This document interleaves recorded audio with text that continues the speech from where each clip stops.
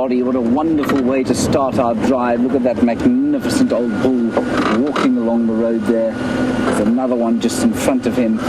You are, of course, on a live safari. My name is James Hendry. On camera is Andrew. Sitting on the other vehicle in front of us, which you can probably see there, is Brent Leo Smith, and he's being filmed by the inimitable Tebs. And we are in the presence of two magnificent elephant bulls. I think there may actually be three of them. Very exciting indeed, especially after a particularly quiet morning today. We got the virtual reality rig running, so if I start sounding like I'm not speaking to you, that's probably what I'm speaking to. And remember, we'd love to hear from you. Hashtag Safari Live or questions at wilder.tv if you want to talk to us on the email. And just to let you know, flying solo in the final control, Jerry. Hello, Jerry. Look at that bull in the front there. He looks like he's a little bit nervous at this one coming up. Both got magnificent ivory.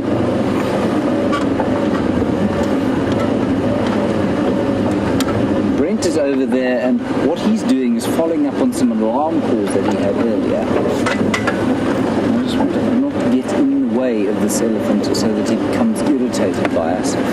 Let's just follow him gently for a little while, and then we'll move off around to the side. It's a wonderful afternoon, about 31 degrees Celsius. If we convert to Fahrenheit, is about 91 degrees Fahrenheit. Yeah, the other bull has now taken fright. Like the look of our friend here. He's a little bit smaller. Weight-wise, he looks about the same height though.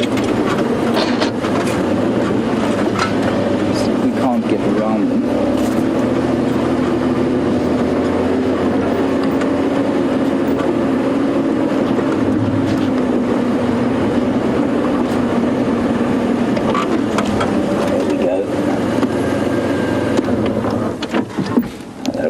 Lurking behind the bushes here, both of them, and they'll be going to find something nice to eat after their mud bath. You can see they're both covered in mud, and if you've been watching the Djuma Dam cam, you will know that they have been feeding on the mud. Just incredible how a 6-ton elephant bull like that can completely disappear. Some impala off to the right-hand side there. Just try and get around here.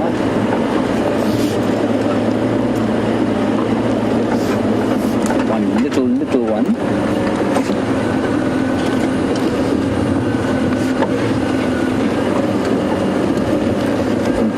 Carol on Twitter, you're absolutely right. Oh, there they come through the bush. Isn't he magnificent? Carol, you say that water looks a bit dirty for these elephants. Absolutely, it does look a bit dirty. It is a bit dirty.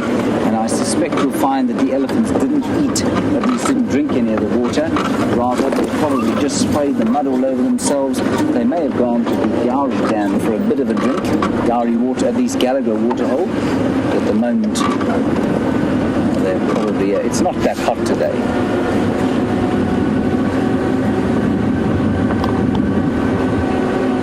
We're just getting past them now on the right-hand side. Beautiful bull, we know him. He's got a broken tusk. That one's not too happy.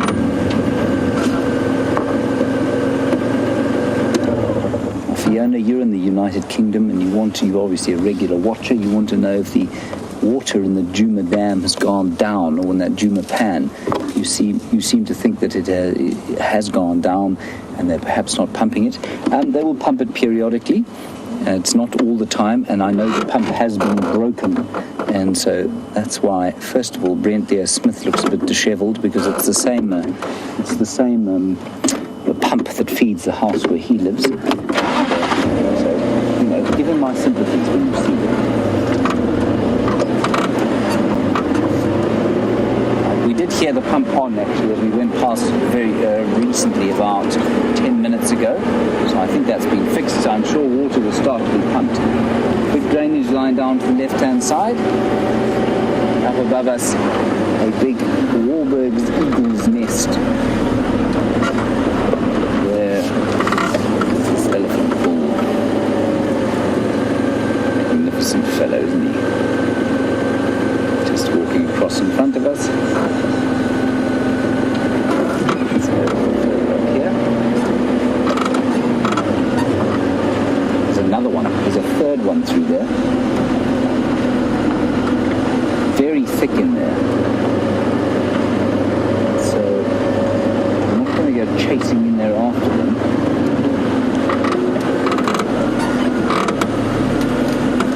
This is the thing with these mature bulls. They just generally tend not to be particularly interested in us. They just get on with it until they get irritated. They lose that curiosity that some of the young bulls have. Go back a bit and see if we can't. Another view.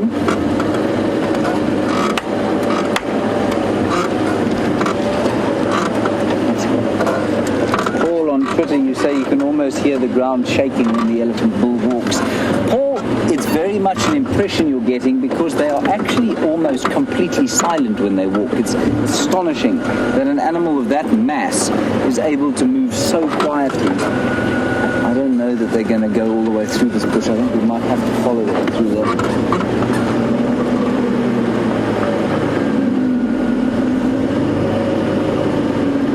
Let's just find out exactly what direction they're going in. There they are. Let's go, we'll try and go around a bit.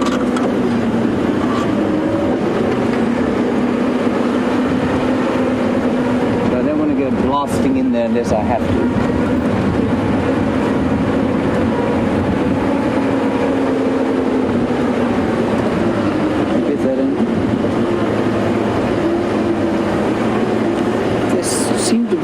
Up there towards perhaps Quarantine.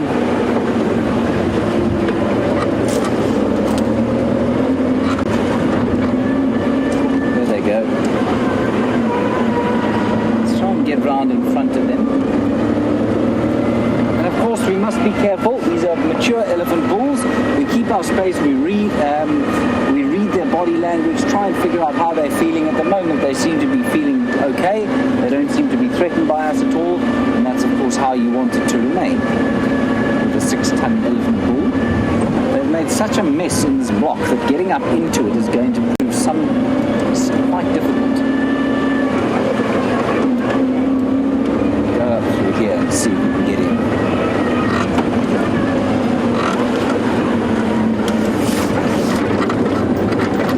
Right, hold on everyone, here we go.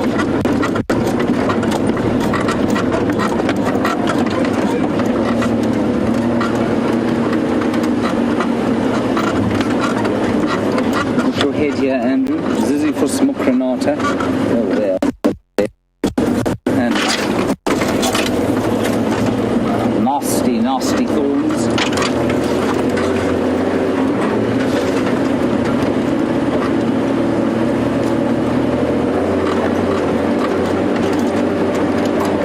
Just try and get up through here.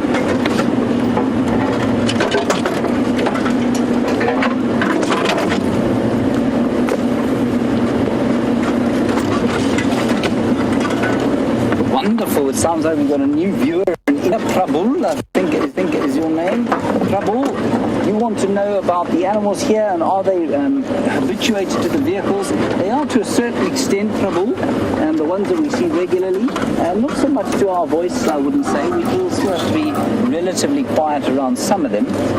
But yes, definitely to the vehicles and to our presence, they're relatively habituated. We're going to get through here. Let's try. There's a lovely crest full of marula trees on the top there. Watch out there, Andrew. And I think that's where they're heading. Of course, it is easier for them to move through here than it is us, even though we weigh about a third of what they do.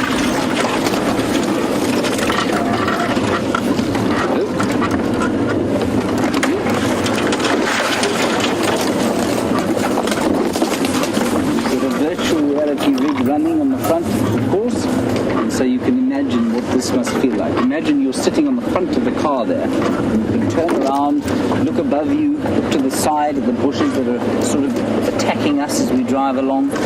Look through the trees there to see if you can see the elephant. You can look around at me to see how terrified I am.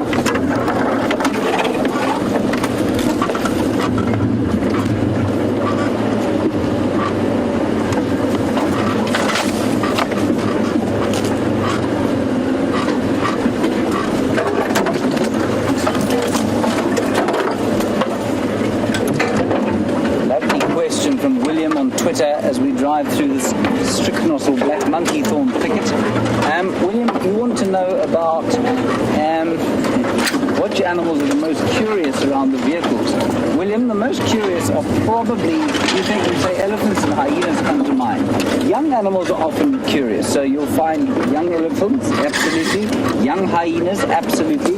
Big elephant bulls like us, they're not curious at all, they just want you to stay out of their way. And sometimes they will come and have a little bit of an interaction, but normally not. And then the most obvious one that comes to mind is a giraffe. Giraffe are tremendously curious about us.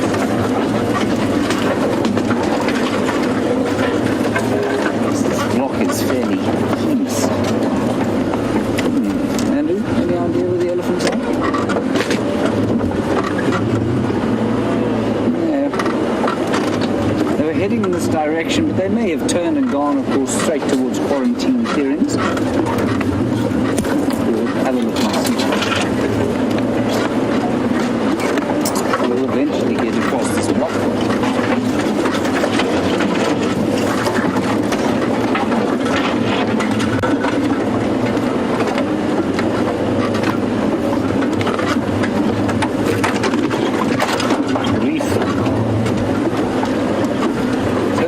Bush we drive into black monkey orange thicket, and it is a bush encroacher species.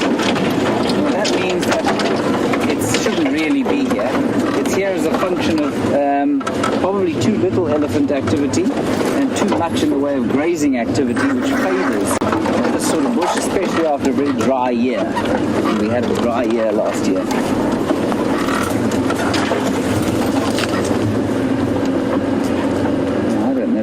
Chaps have gone. Amazing how easily 18 tons of elephant can hide.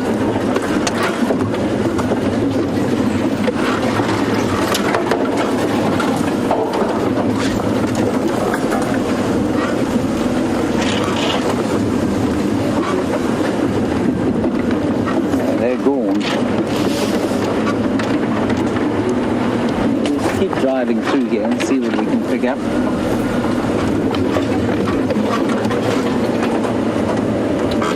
I think we should probably head across to Brent Leo Smith and see what he's doing while we try and get out of this. That's an elephant there, Andrew, I think. And this is a tree. Is it a tree? It looks like a trunk. It's a very immobile trunk. It is therefore a tree.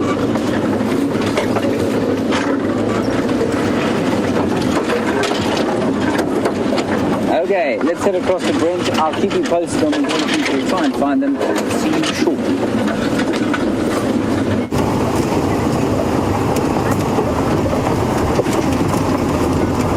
Welcome on the Sunset Safari. What a wonderful way to start with James and those magnificent big Ellie bulls. My name is Brent Leo Smith. I have Tebs on camera with me. And welcome to Safari Live. So while James tries to reposition to find those beautiful big Ellies again, I'm checking around this area where we had leopard audio this morning, and I'm hoping to find a footprint or 3, or even better, a spotted feline or 4. But hopefully they will come through. We've had a little bit of a slow patch with the lions and leopards over the last while, particularly the lions, but you never know what could have happened during the day, and that can change in just an instant.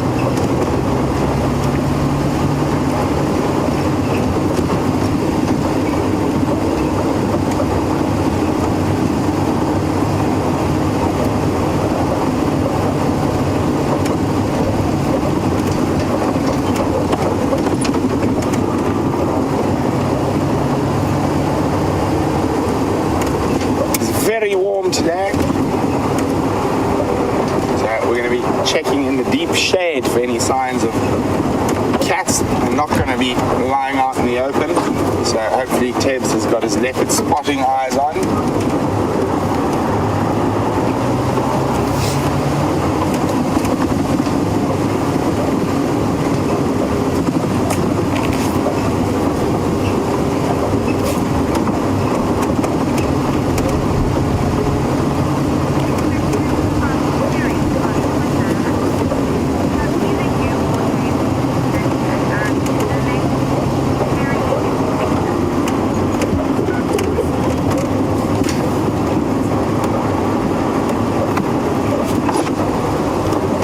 Nice little dry creek bed here. Ideal spot for a leopard to spend the hot hours of the day.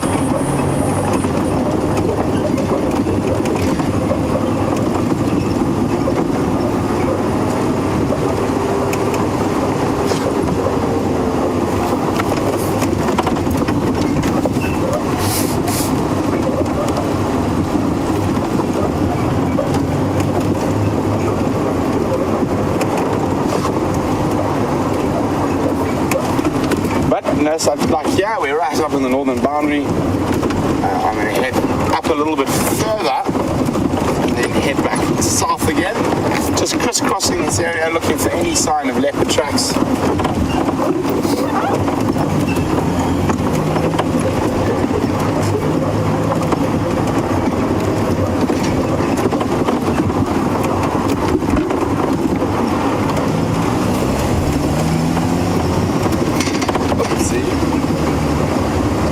Up a few of those biting flies and stingless bees, so I'm just going to go a little bit faster to get rid of them quickly. Oh, or we can slow down and look at some zebra.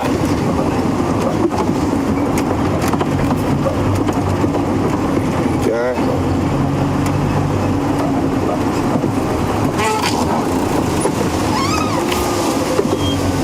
Oh, that's not going to work. I was trying to be very clever. It is really blisteringly hot, so I was trying to find a little spot of shade for Tebs and myself. And there we go, a female zebra. Quite windy this evening.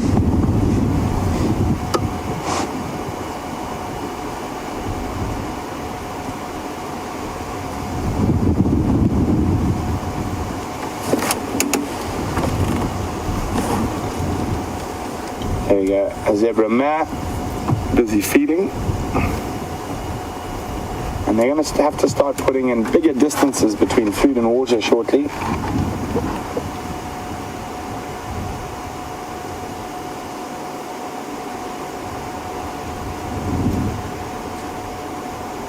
can see they're bulk grazers. They don't really mind about what the grass they eat. It's not like a wildebeest that's very finicky and will pick between grass species. You can see how they just munch away.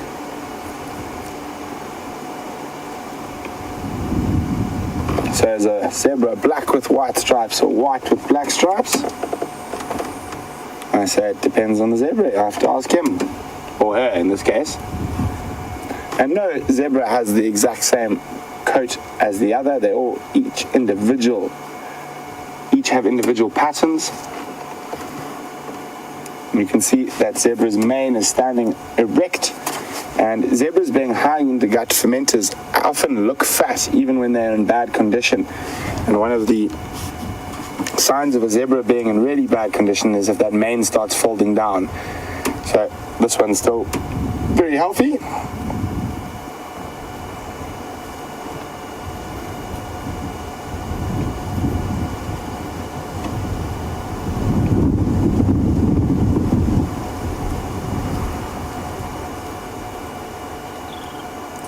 Now, the fact that it's feeding out in the open in this heat means that they are obviously quite pressed to find enough food.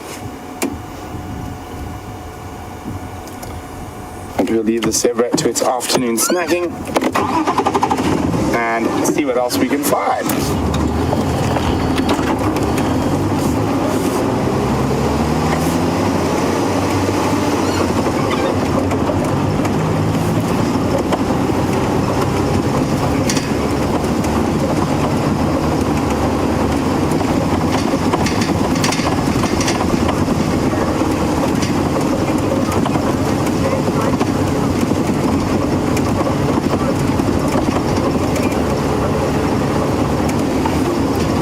very hot and sweaty safari welcome to D Chef on Twitter. D Chef would like to know a little bit about Gabon vipers from my time in the Central African Republic, quite often incorrectly referred to as Gaboon vipers. Their name is actually a Gabon viper. So they're incredible snakes. Saw a couple of really big fat females. I mean, some of them will weigh 30 to 45 kilos, so 100 pounds of snake. Very big, very fat, very beautiful, exquisite coloring. And in Gabon, in the forestry industry, they're often called, I can't remember the exact French saying, but the 3-step snake. It basically means they're very docile snakes, and you want to really irritate them to bite you. And it's referred to as a 3-step snake because it's the third person who steps on them is the person who gets bitten by them. Obviously, they do have a very, very strong cytotoxin, but relatively harmless to man, with an incredibly loud hiss that tries to warn you.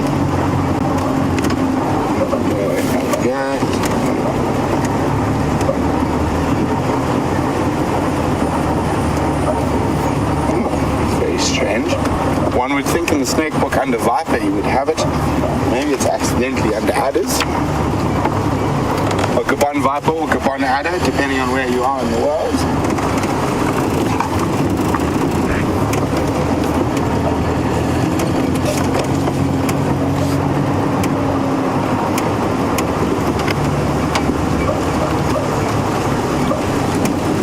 There's some more zebras crossing the road in front of us.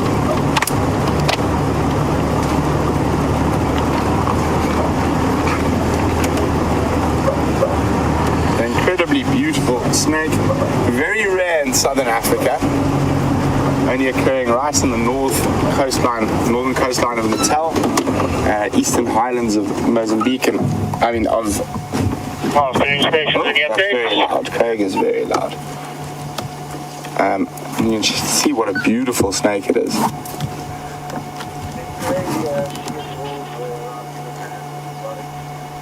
Very pretty snake. And even though they don't get that long, they get very, very heavy and very, very fat and thick.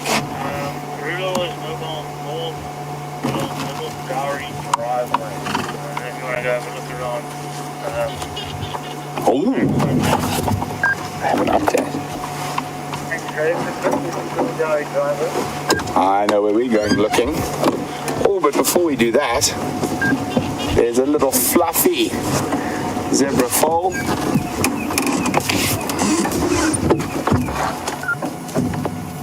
Hiding behind the bush there. I think we saw this group of zebra with James this morning. We noticed how one pole looks very, very brown. And we were wondering... Oh, it's got a little bit of a limp. Definitely hurt its foot at some point. And that's not very good if you're a young zebra. First, the disadvantage is in the fact that you are young, not as fast as the adults. And secondly, smaller, an adult zebra can be quite a task. Kicks and bites. But a little one would be a bit more of an acceptable challenge, even something like a male leopard.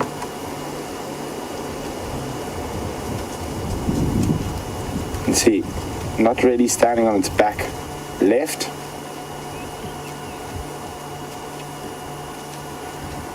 Hopefully not too serious an injury.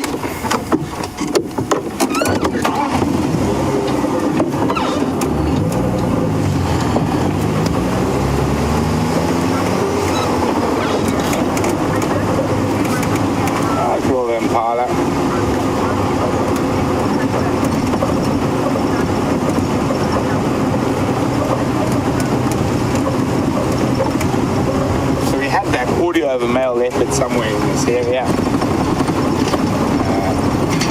hopefully we will find some tracks shortly. While we do that, Jonathan in Philadelphia is wondering why zebras are more brown towards their rump. Jonathan, what you're referring to there is the shadow stripe, and it is an aid in sort of camouflage. You wouldn't believe how well camouflage. Oh, that's really bad news.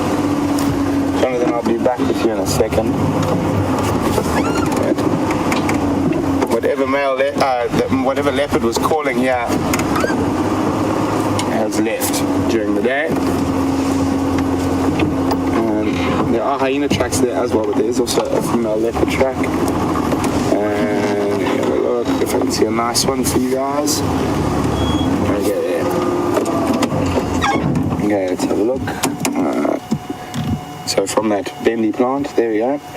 Come across. So they're very difficult to see in the bright light. There it is, female leopard. Crossing into our northern neighbor. So I'm going to leave this area now. I'm pretty sure that would have been the leopard that was heard calling and causing all the havoc. Having driven and checked this road this very morning and not seeing that track is very fresh. Well, definitely between the two drives. We'll just update James. And Gonzo of Wansati Ingwe crossing north at the opposite side.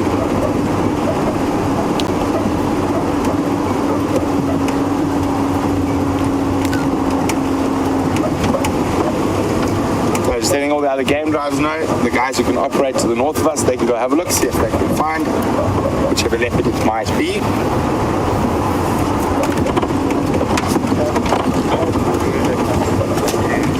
Going north of the Gari driveway, which you may have heard. Look track. Now going south. Going on Shiban Road. Let's look at that first. Copy that. I drove Shiban this morning. I didn't see any trucks. Okay, copy that. So there's a report of Karula coming in from the southern side of Djuma. Now that makes me wonder, she was actually physically seen by the game drive vehicles to the south of us. But then who could this female up here in the north be? Could it be Shiluva? Who knows? Only time will tell. Could we have a new female leopard sneaking into the Queen's territory?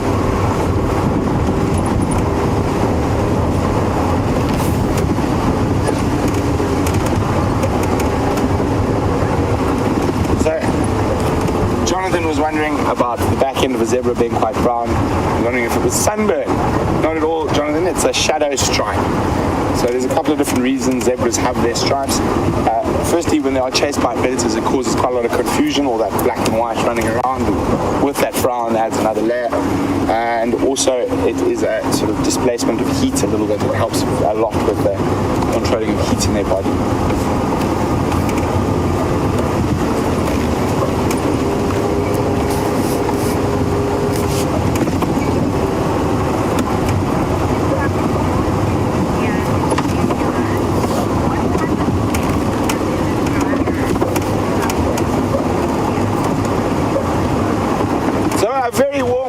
To a new video viewer all the way from India.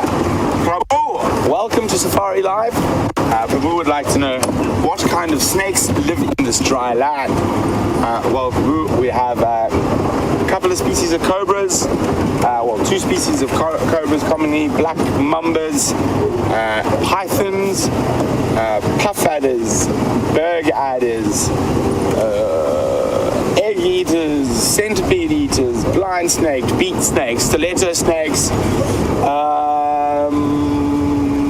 tree snakes, bush snakes, water snakes. I can keep going for a while. Let's just say a lot of snakes, probably. Mole snakes, thread snakes. Let's see if I can get through any more of them.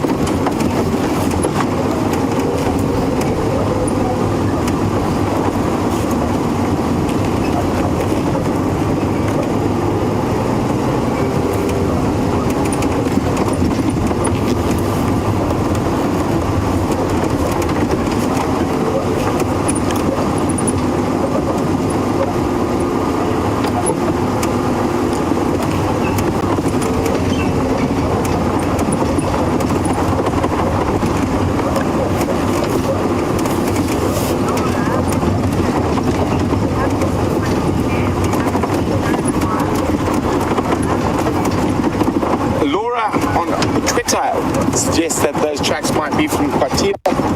We haven't seen it in a while. Laura, it'd be very unlikely that they are. They're more than likely from Shaluva or an unknown female from Banyele in this part of the Kwatili's territory of Arathusa, so quite a long way away from the area we're working at the moment.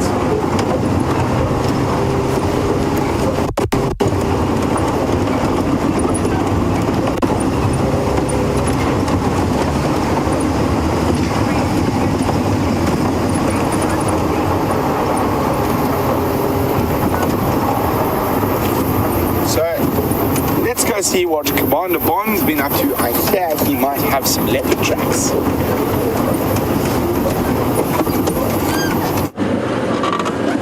Hello everybody. I'm not looking at you not because I am embarrassed, but because I am staring at the floor, hoping to find tracks of Karula. Now, that recalcitrant, very sort of spirit-like leopard was seen just down this road apparently earlier this morning. About 9 o'clock. Then we came along here and we found some tracks, but coming this way. They didn't look that fresh to me, but Brent did drive that road today, and I think he was looking very carefully, so I don't know what's going on. It's also impossible to tell. So we're just going to drive along here, see if we can't pick up some of the tracks coming back across this road. This is our southern boundary, so I can't just go bungling down this road here. So I will look very carefully on the road.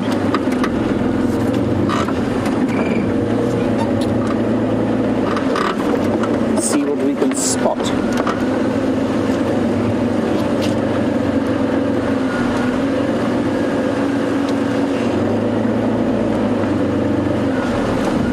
So there are no tracks here.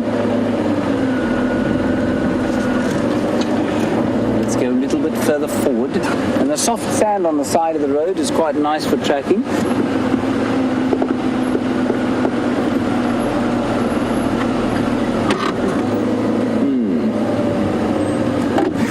No.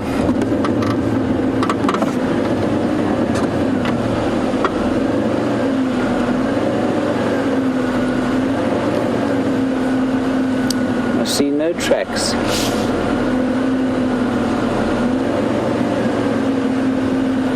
Let us keep driving very slowly along here and looking all about the place. She might, of course, be sitting in a tree with a little baby impala or something. I have found myself driving straight underneath a leopard before while staring intently at the ground.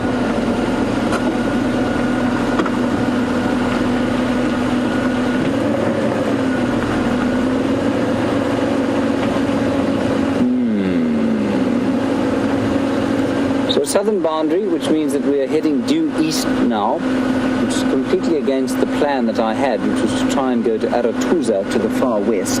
That's that way. But let's just see if these tracks come across the road. If they don't, then I think that we will continue with our original plan.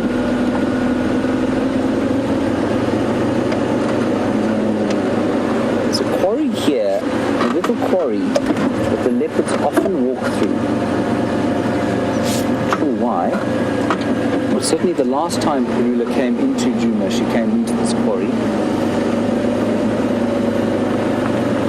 So I wonder if she's going to do the same thing.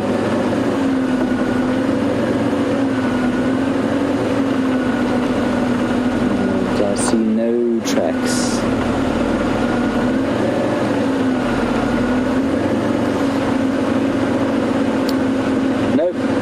I don't think there's nothing coming across here, Andrew.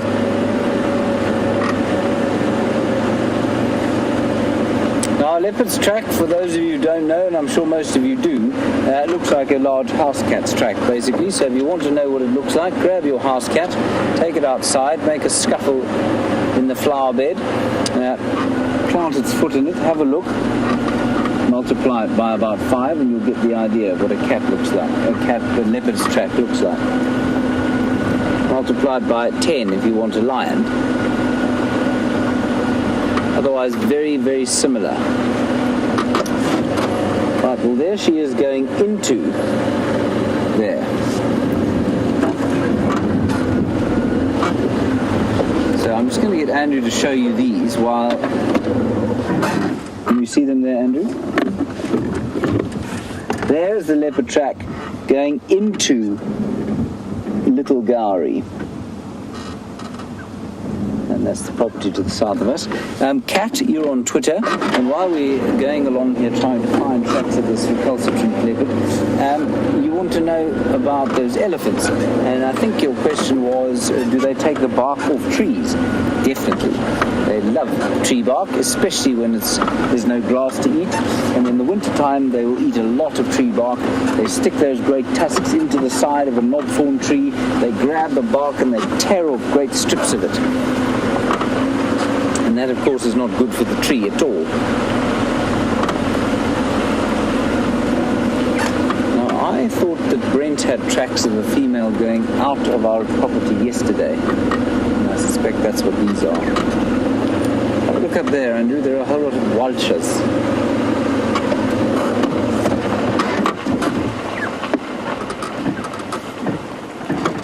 A whole lot of circling vultures. And it is the most peaceful thing in the world to watch a deep blue African summer sky with some vultures flying in it. And often when people see that, of course, they think that there must be death nearby. But if you watch them carefully, they're not coming down. They've all found the thermal, and they're using that thermal to gain height.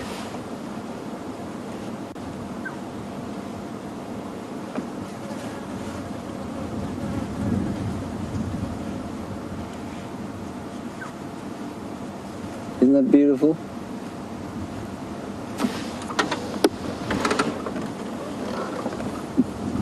And then Andrew, I don't know if you could quickly get that one up there.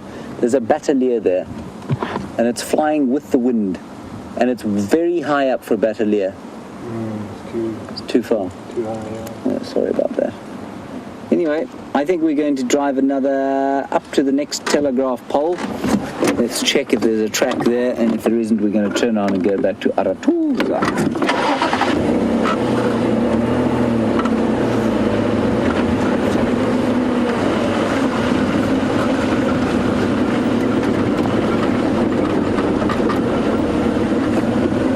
Now, Christina, you obviously noticed that big bull had broken his tusk. He broke the left-hand tusk, and you want to know if that would have been painful. Christina, if somebody, or let's say you had an accident and you broke your front tooth, that's basically what it would feel like for the elephant. It's the same tooth, and I think it would hurt a lot. And there's an enormous nerve that goes down into the middle of that tusk, and it would definitely hurt to kind of snap the tusk off. Very unpleasant indeed, I think. Right, one more telegraph pole.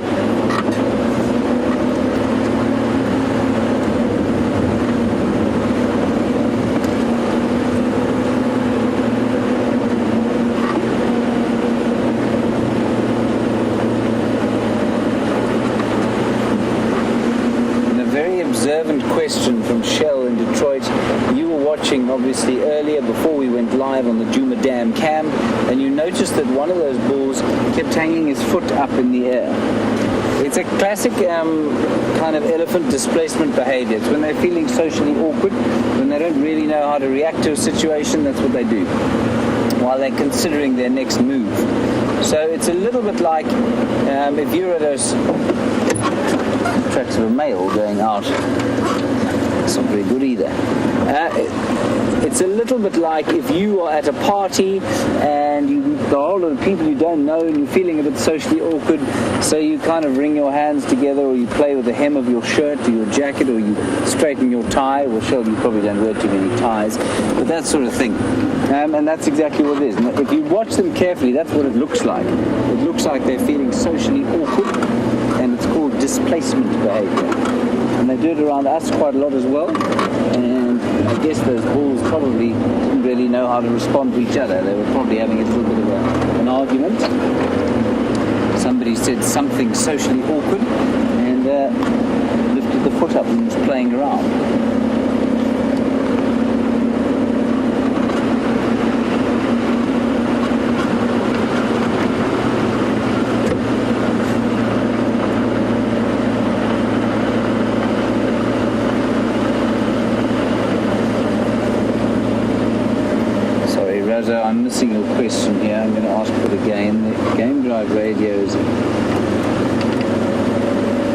incredibly powerful.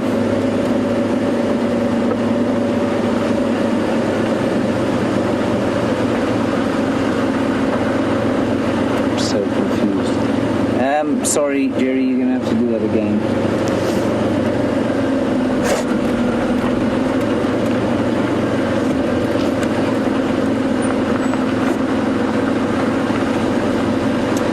Sorry, Razos, you wanted to know what kind of bird was flying up with the vultures? Razos, it was a bateleur, and they normally fly much lower down than that. And they don't need the thermals, they don't have the same drag because they've got a very short tail, so they can fly lower down. And that was a very high up one. I very seldom see them that high up in the sky, mixing it up with the vultures, who've now disappeared.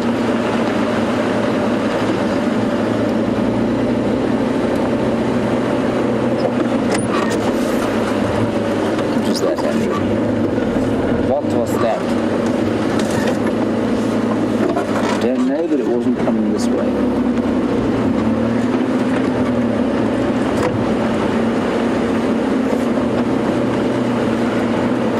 I think we can probably safely say there's another one there coming out. Could have been a hyena. Please excuse my not looking at you, everybody, but I just need to check the road for tracks.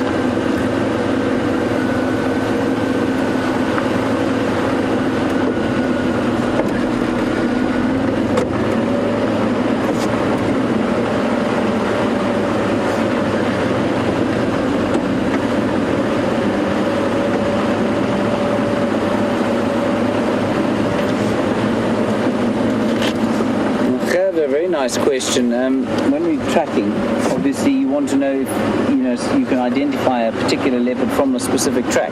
Now, some people will tell you they can. I can't. I think it's the way we know who's who is that the female leopard tracks within Karula's territory. You can be 90% sure that they're Karula's, and then you can probably tell the difference between, say, the Anderson males tracks or Tingana's tracks, mainly because the Andersons will be that much bigger. But you'd have to get pretty used to tracking them in order to tell the difference. And the reason for that is, of course, in every substrate, be it soft, dusty sand or thick kind of river sand or stony ground, the track is going to be a different size. So you really need quite a lot of experience in order to be able to do it. Some people will tell you straight on sight that they know whose tracks that is. I'm always a little suspicious when people say that. Nice question. Thank you, Carla. All right, we're going to can this malarkey. I don't think she's come back across this way. There were tracks going that way, and I think that was the end of that. So I'm just going to call that in on the game drive, and then we'll high our way across to Aratuza. No tracks coming north across Gari Main from the Gari driveway. There are tracks if you know where they're going south into the Gari area now.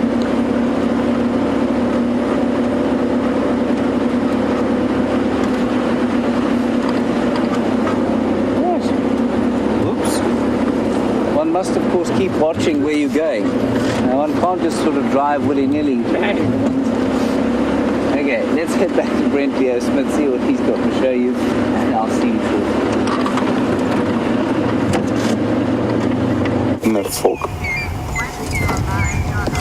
So, welcome back. We've got some white crown shrikes hopping around in the Pelter Forum. And let's get there, we'll get in there. There we go. You can just see them in the shade there. Just to the left of a shot.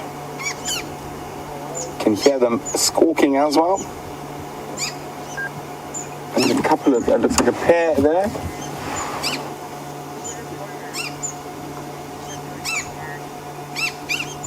So come back down to the left, Tebs.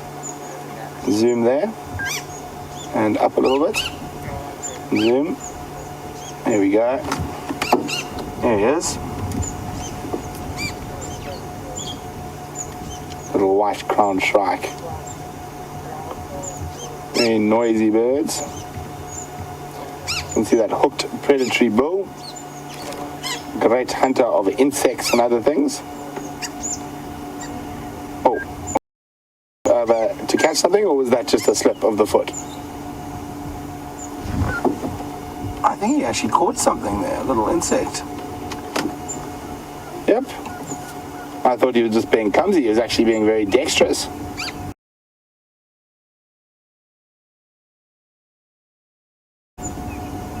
So there's one for the bird list. If those of you who haven't added white-crowned shrike yet, there he is, cleaning his bill after his little snack,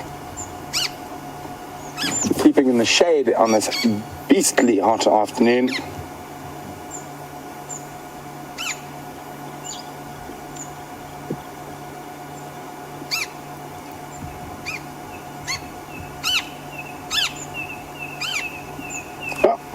Leave them there. You can see the other one's tail just at the back, behind the branch on the right.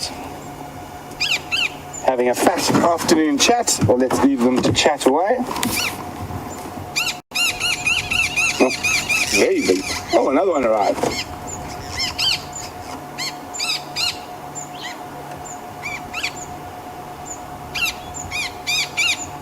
Yeah, we'll leave them to chat away. And let's go see what else we can find out there.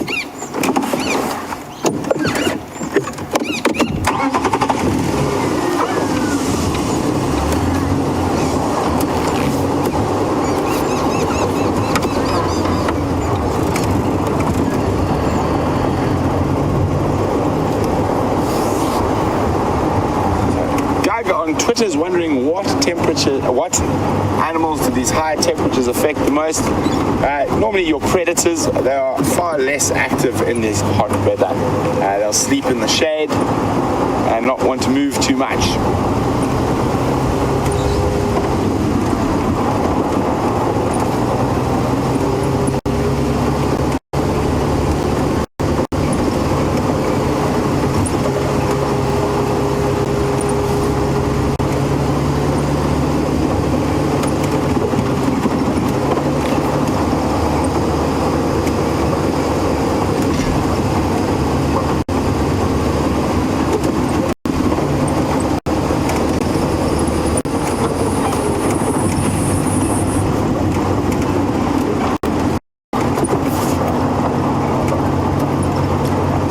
Blue sky, hardly, I think I can see a couple of tiny little clouds, but other than that, clear, very, very clear.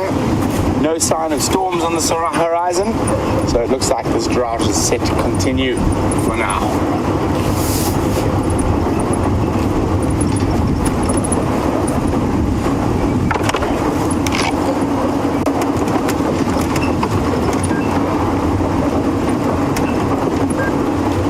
Make sure you drink a lot of water in this weather.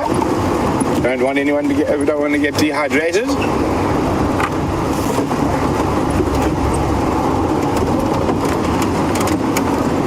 Lots of sun cream. Keep your hats on.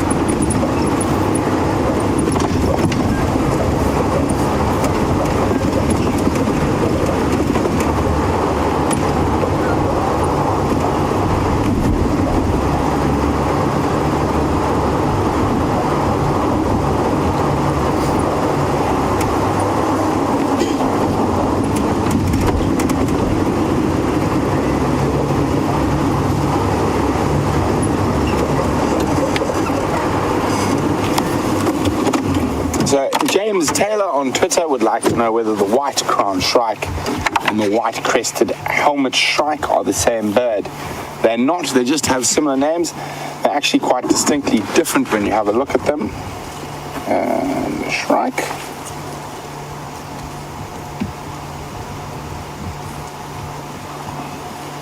Stork, starling, spurfowl, spoon, spoonbill, spinetail. Shrike.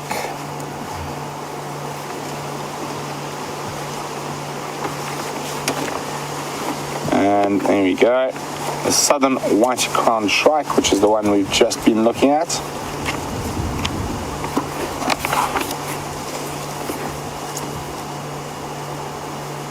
Number 4.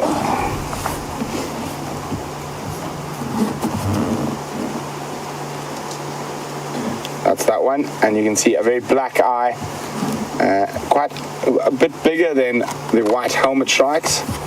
white-crested helmet shrikes. There they are. You can see that very distinct yellow eye. So definitely not as a robust bird, this one here. So similar names, but not similar at all.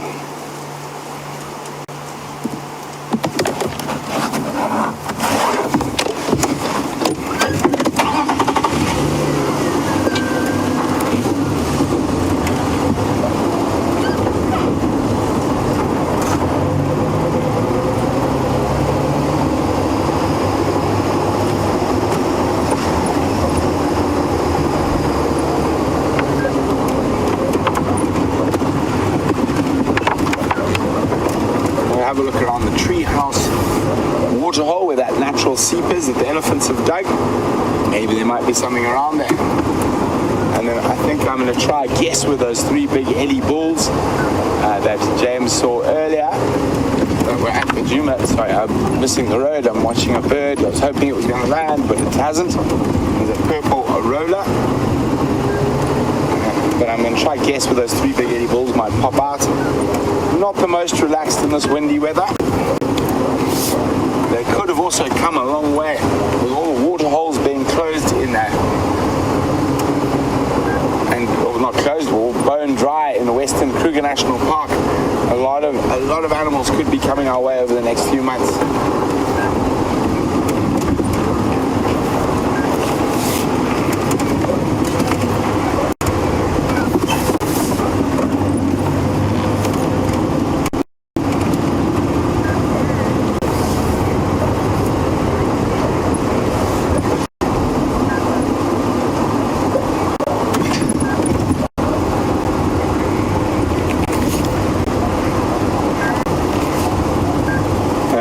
Jan in Michigan. Big welcome on Safari Live today, Jan. Jan says shrikes in the US are often known as butcher birds because they tend to impale insects and other things on thorns or on barbed wire. Some of ours do. The fiscal shrike, which we don't actually get in this area, is called either a butcher bird or a Jackie Hangman, after the old English name for the man who pulled the lever at the hangman's noose. But they do sometimes. The shrike that we get here that does do it most often is a little redback shrike, and I'll see if we can find one of those today.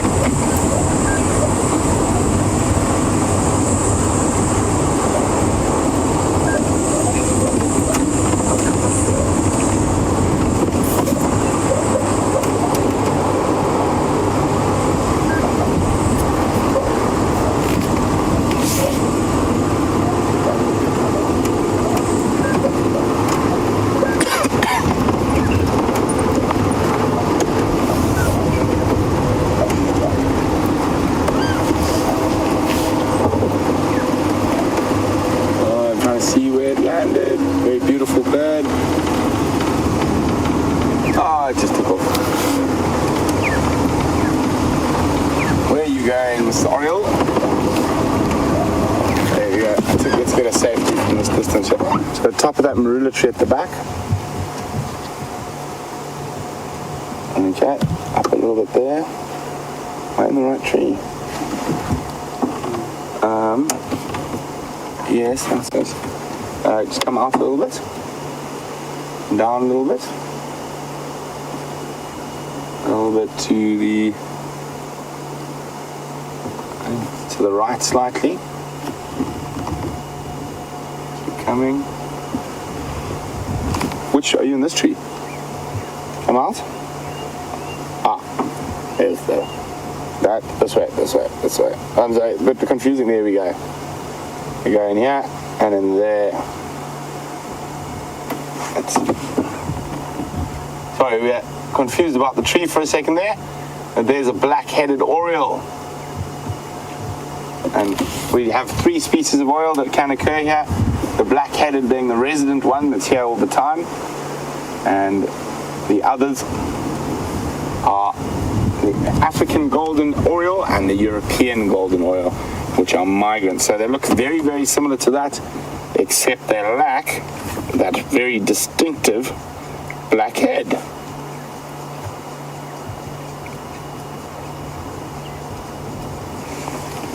There you go, doing a little bit of preening.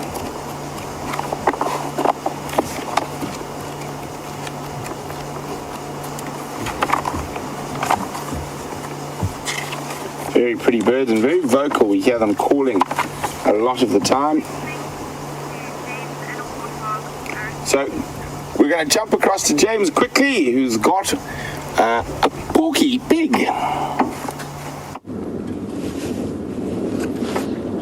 Pig. There is a warthog, everybody, and it is just grazing on a few of the sort of forbs or herbaceous plants that are growing on the fringes of the Arathusa International Airport. I'm just checking carefully left to right for Boeing 747s or Dreamliners. I am, of course, joking. The last time I said, or the first time I described this as the Arathusa International Airstrip, there was an environmental outcry from our viewers who thought that there were about to be great Airbus A380s landing in the middle of the Kruger Park. Fear not, that is not the case. It's just for small planes, and they had just redone the surface. So here is a warthog, and unlike most of the Duma warthogs, he's actually standing still, which is quite nice. And I'm just trying to see what he's eating. They're normally grazers, but there doesn't seem to be much grass. And that is going to be a situation that persists, I suspect, for much of the summer. That's actually a sow, it's not a boar, I think. And not in excellent condition, not too bad, just looking a bit skinny.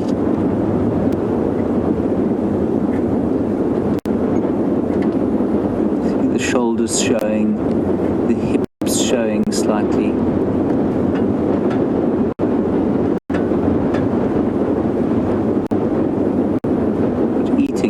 Enthusiasm. I think there is grass growing there, and I think it's growing there because of the runoff. A little bit of water that was on the airstrip has now run off into that sort of fringing apron area, and I think that's what she's very cleverly found herself to eat. And a bit of a breeze blowing in from the south.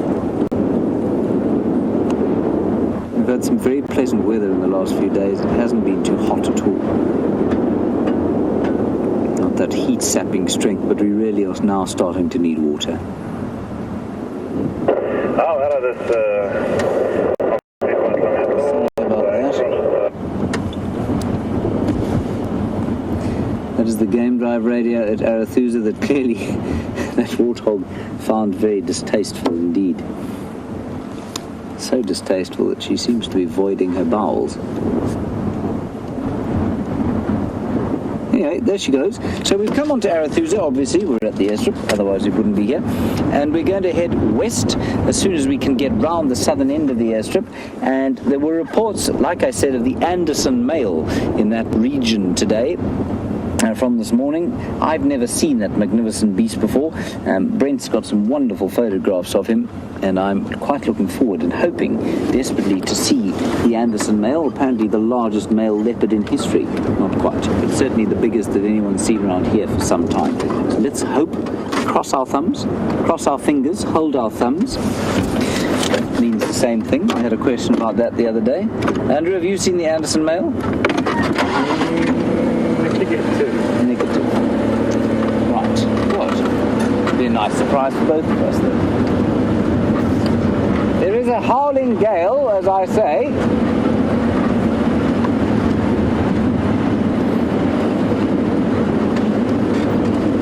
Suddenly got very strong.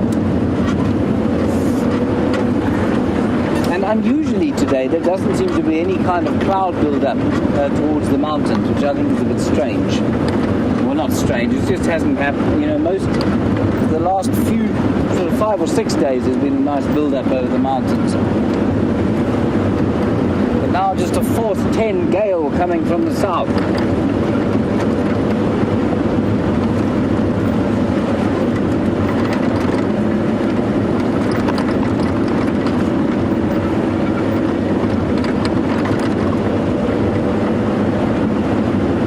Hello, Rose. You're in Harrisburg. I don't know where Harrisburg is. Sounds like a nice small town to live in. Rose, you want to know why they crawl on their knees to eat? Rose, it's because they don't only eat grass, warthogs. They eat the roots and the kind of the rhizomes, which are the underground stems of the grass plants, and so they get onto their knees so that they can get right up underneath there, and sometimes they'll dig with their snouts as well and pull out the rhizomes and the roots of the grasses that they eat. So that's why they're on their knees, Rose. Nice question.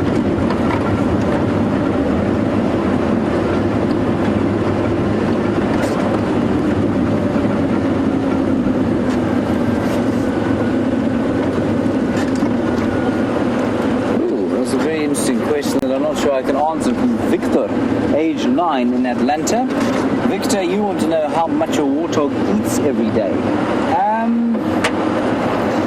Victor, a big boar weighs about 100 kilograms, and I'm going to say that they probably eat therefore about probably up to 10 kilograms. Oh, it's a guinea fowl. Sorry, why I was thinking. I became overwhelmed by thought. My eyes ceased to open. There are some guinea fowl. So Victor, I'm going to say about 10 kilos, so about 22 pounds of food a day. More than you, Victor.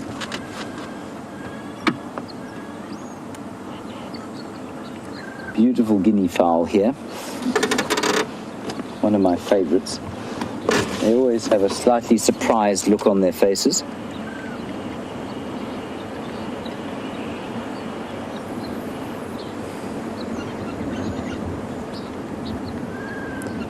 We appear to be trespassing.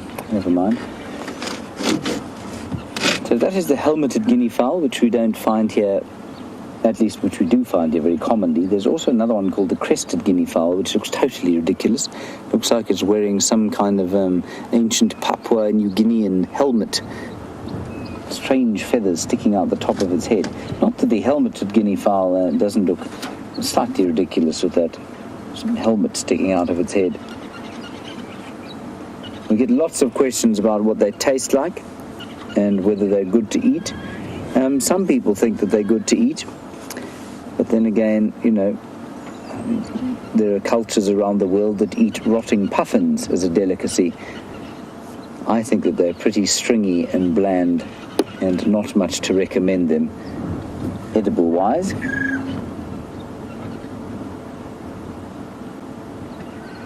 But they're very beautiful. And very fast, unusually fast on their feet. Much faster than you or I. I think they're faster than Brent, Andrew. Marginally. Marginally.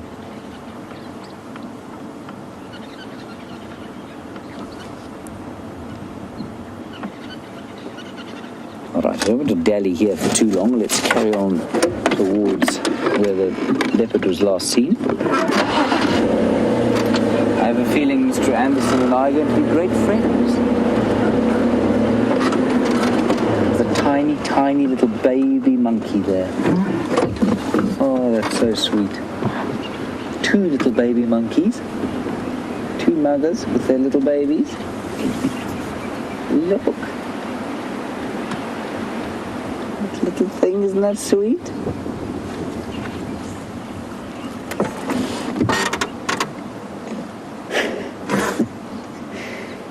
As Jerry says, such a cute little monkey face, absolutely. I think that's a bird, Andrew, or one of the monkeys.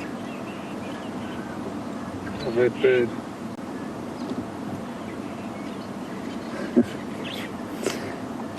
Very. Now this is a knobthorn tree, and I mean I'm a tree climber. I like to climb trees, but I wouldn't climb a knobthorn tree. It would tear my hands to pieces. And the monkeys just don't have that problem.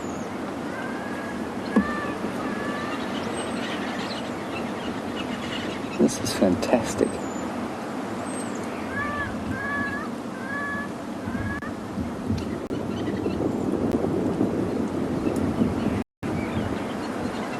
Just looking up into the tree at one of them. Oh, okay. So one of them has just picked a pod. You see that one there, Andrew, straight above us. Just picked a pod to eat, so I think that's why they're sitting in this tree. They're eating the old seed pods.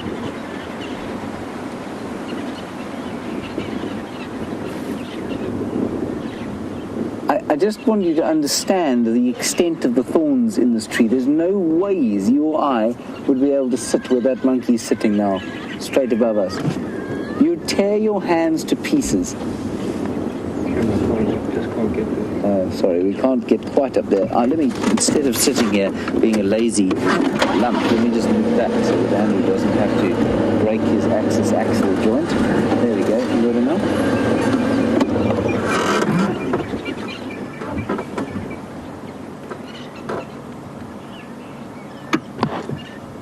That really is quite astonishing. I mean, it looks like it's sitting in a very comfortable little tree, but really not.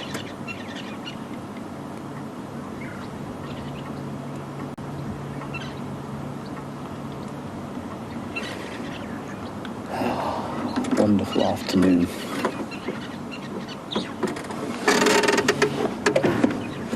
So there it peeps at us through the foliage. And I'll tell you what, I'm going to stop. The next time I see it decent size, or one at the right level, I'll show you the thorns that that monkey is sitting on and holding and moving its hands amongst.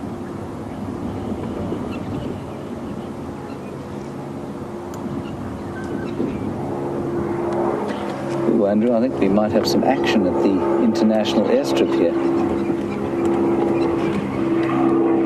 Seems to be a plane landing. Or just going over. I think it might be going to Cheetah Plains. That, of course, is quite the most romantic way to come into the bush. Very out of Africa-esque. Without the blasting wind and Robert Redford, of course. Or Meryl Streep. Right, on we go.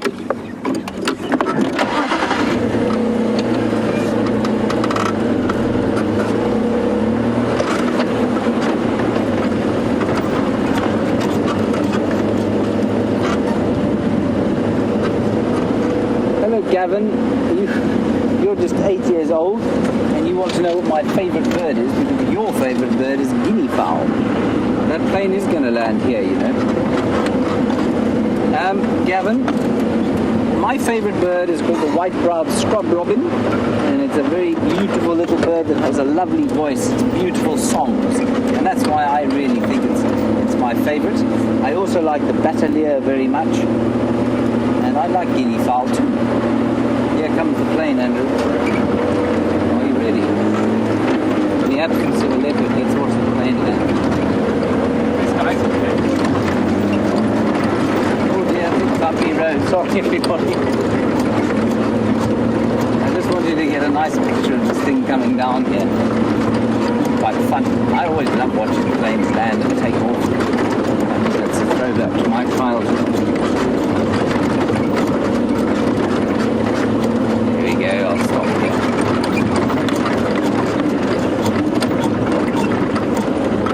Got him, Andrew. Here it comes. Coming into land.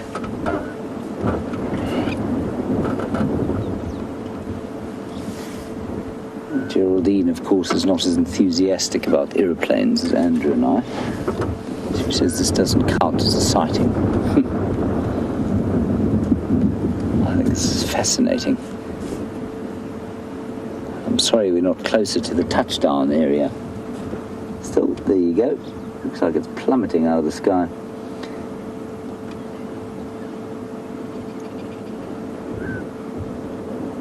Should have kept going, perhaps. It landed on almost no tarmac at all, and I'm sure it'll turn around even before it gets to us.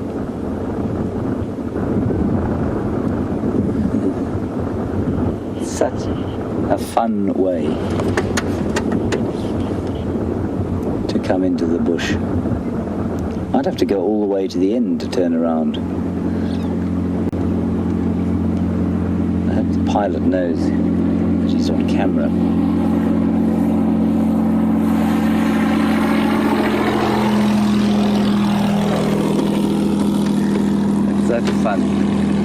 Such fun to come in on a plane. Right, let us carry on.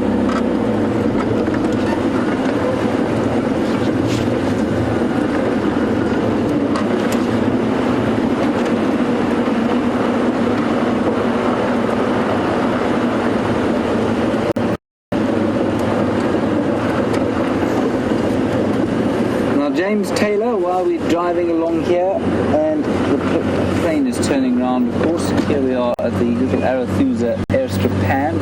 Everything is taking fright because the aeroplane is turning around, making a great noise, and it's going to come back this way. So let's just keep going along. Birds. They're just Senegal lapwings. I think they're just Senegal lapwings.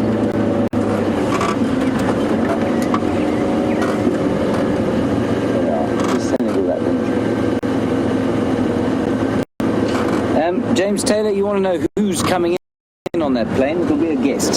So the guests come in the planes. Sometimes the staff come in. If there's a plane coming in, I'm sure they catch a staff-rated plane. And then supplies will be brought in by road. We're not far from the nearest town. There's a place called Acorn Hook, not too far from here, and then a larger town called Hoedspruit, which is not very large, and then a larger town than that called Nelspruit, which is way down in the south. That's quite a long way from here. It takes about 4 hours to get here, to get there.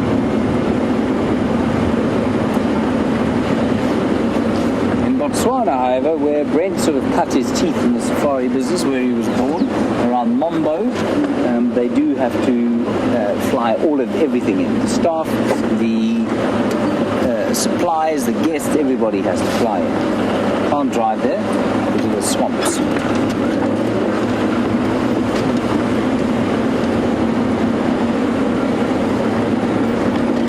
I'm just going to check my map here to make sure we're not going off-piste, as it were.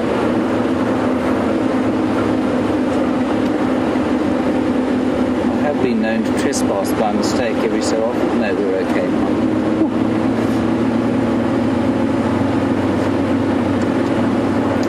It's this junction where if you turn left, you end up trespassing.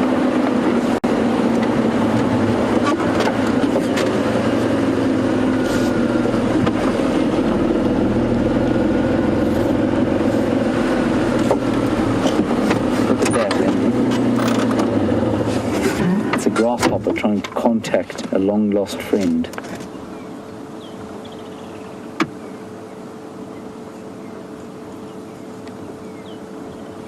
Isn't it cool? So my map is on this phone, everybody. That's why the phone's out.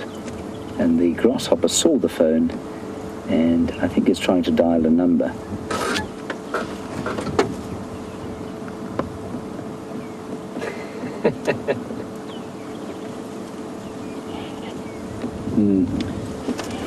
Very sad story. Off it goes. Right, on we go.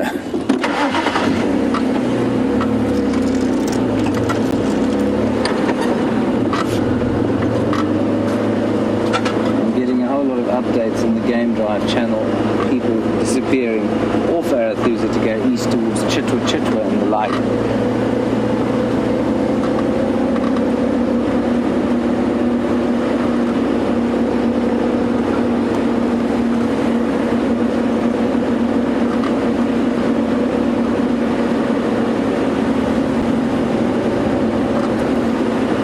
Rachel, a very nice question, and we're going to disappoint you slightly, but not too much. You were looking through a bird app, and you found something called the African finfoot, which is a beautiful bird, and you want to know if it is found in Arathusa or Djuma. No, it isn't. There's simply not enough water. They like permanent river water mainly, but they're in the Sand River down below, about 4 kilometers to the south of where we sit now, 7 kilometers, and you could definitely find finfoot, and I've seen them there, and you also find them all over sort of the permanent rivers like the Zambezi, possibly in parts of the Limpopo, but not here. We don't have any rivers that run, so no finfoot around Arathusa or Djuma, especially not in the drought.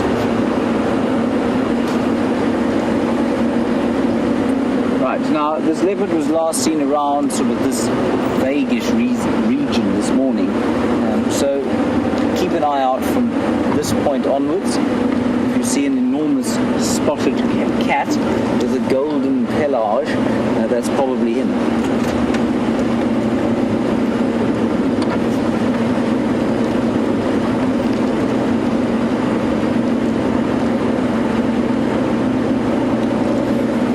out very slowly to see if we can't see some tracks.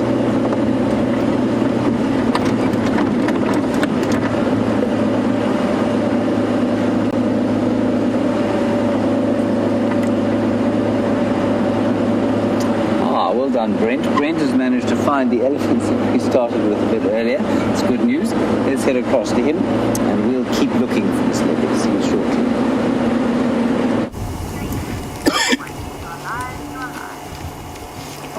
So we decided to play catch up with some of those big bulls, and we found them. And we found one. I can hear the others. Oh, I can see another one now, just ahead of us, just coming through this deep drainage system. And they're looking a little bit more relaxed than they were earlier, so we're going to see if we can get a little bit closer to them.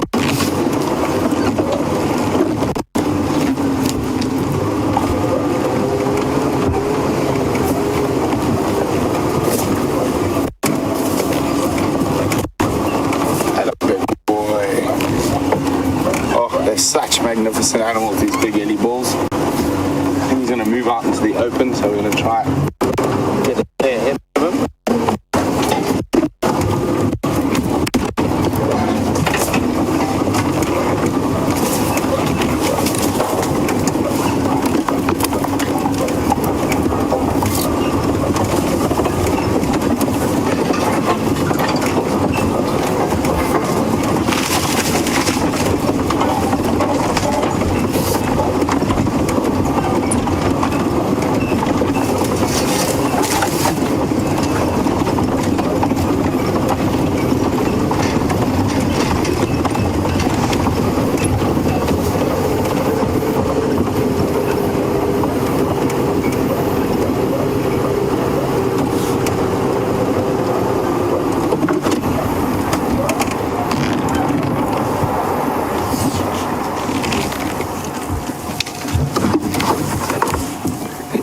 There we go, you can see they're quite a bit more relaxed than they were a bit earlier.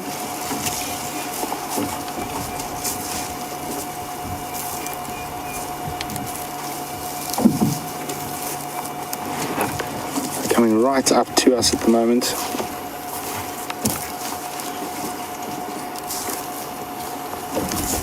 Hello, big boy. What you doing? So he's going to go right next to Tebs. He's stopping right next to Tebs on the back of the vehicle there.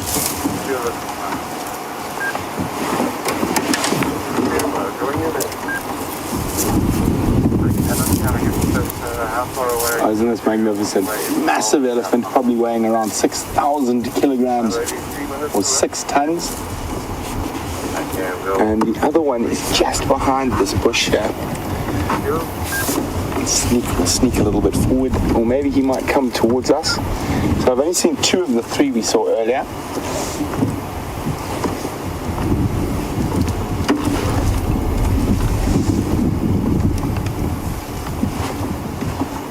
Here we go, he's popping his head out. He was the less relaxed of the 2 bulls. And you can already see that in his body language, slightly raising his ears, letting us know he's there. But look at those beautiful, very even tusks. They're not quite as calm and collected as the other bull, but nevertheless also a bit physically smaller, even though he's got bigger tusks. Maybe a bit younger as well. And there was a 3rd bull that was much smaller than the other 2. I'm not sure where he is. Ah, there he is, right up the back. Well spotted. Well, let's go. Oh, look. Giving that Halter Forum a good pushing. Oh, listen to that.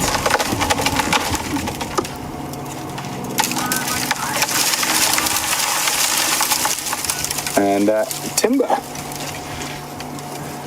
Reminds me of the Monty Python song, I'm a Lumberjack. And I think the Lumberjacks have got very little on an African elephant when he decides he wants to push something over.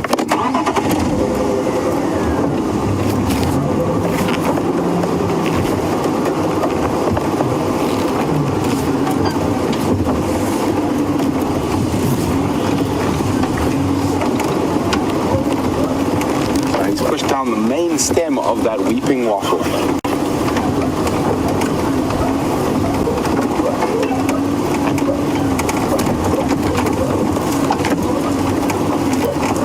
Hello, big boy. It's very important not to drive directly at an animal. You always drive away sort of at an oblique angle, and that's less threatening to them.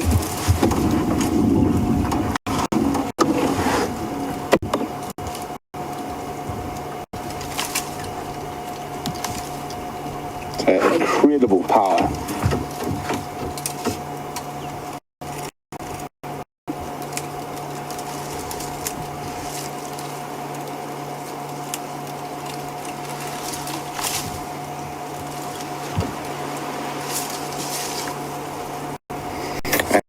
And we didn't have Ellies for 3 drives in a row, and I was really starting to miss them.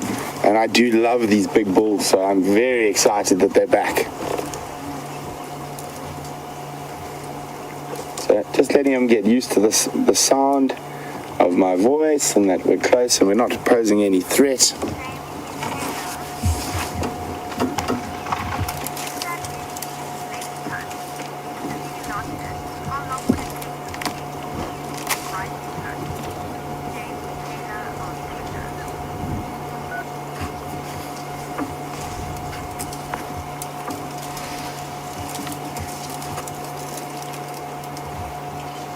Look at that. Isn't that absolutely stunning? Using that incredibly dexterous trunk to strip leaves from that unfortunate weeping wattle. Now that he's a little bit more relaxed and he's heard us again, I'm just going to let the engine run a little bit and just try and move a little bit further forward so you don't have that small push in the way.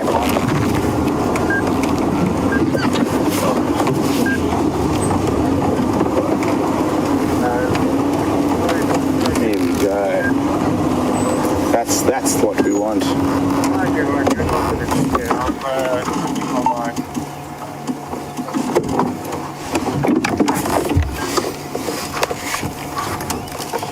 Incredible strength.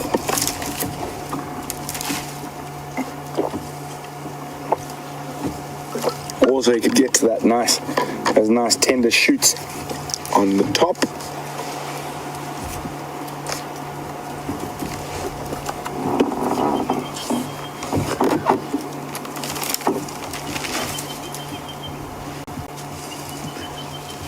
So it looks like that's all he wanted from there.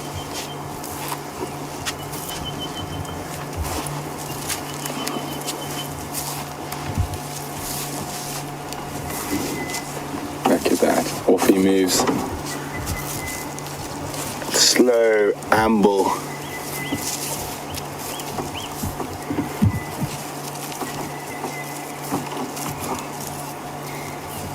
Definitely one of the creatures that I can spend hours upon hours with, these big Ellie bulls.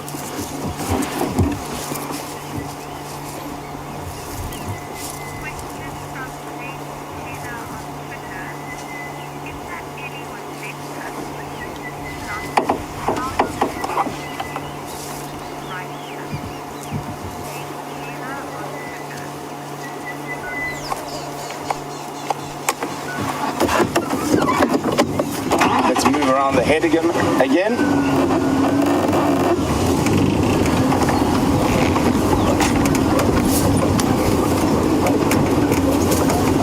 So again, very important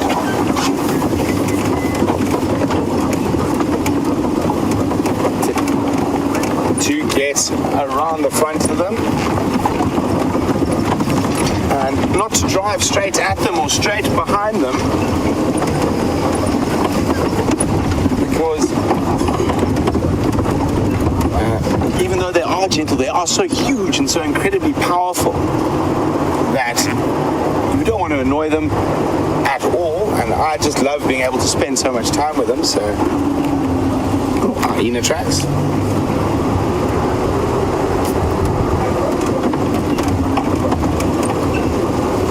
So we just want to get up ahead. There's some nice open ground. Hopefully he pushes down another tree. See them moving moving there. There we go. There's some nice open ground.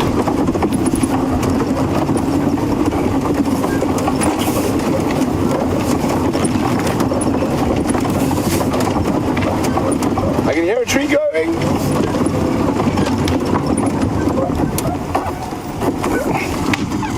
Just see that. There we go.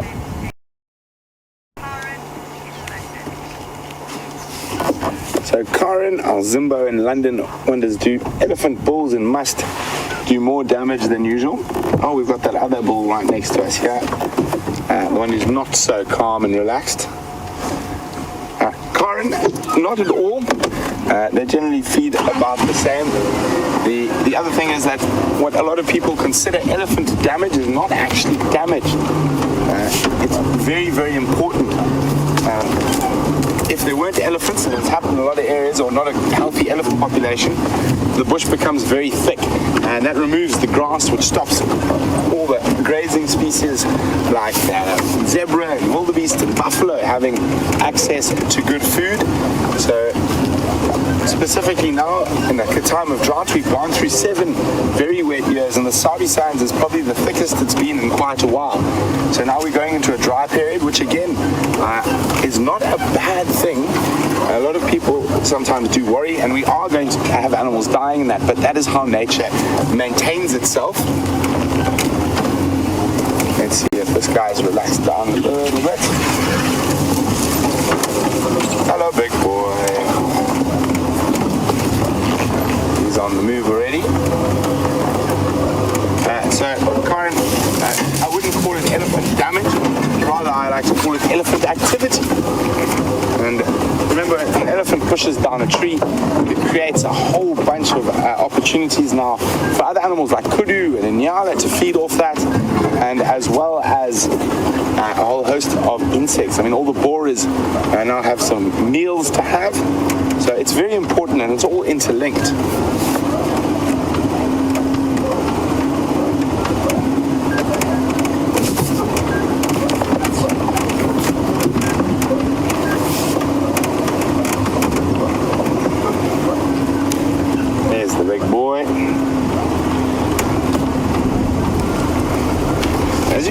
Trees that get pushed down like this one continue growing, just at a different angle.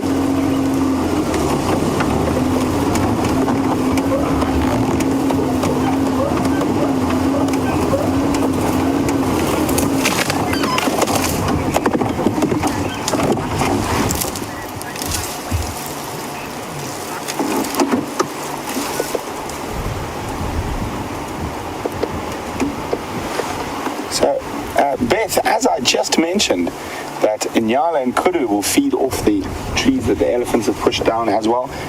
They probably won't eat all of it, and it'll never go to waste out here because insects will feed off it, borer beetles, and that'll attract birds, so it can form a whole separate little ecosystem in itself.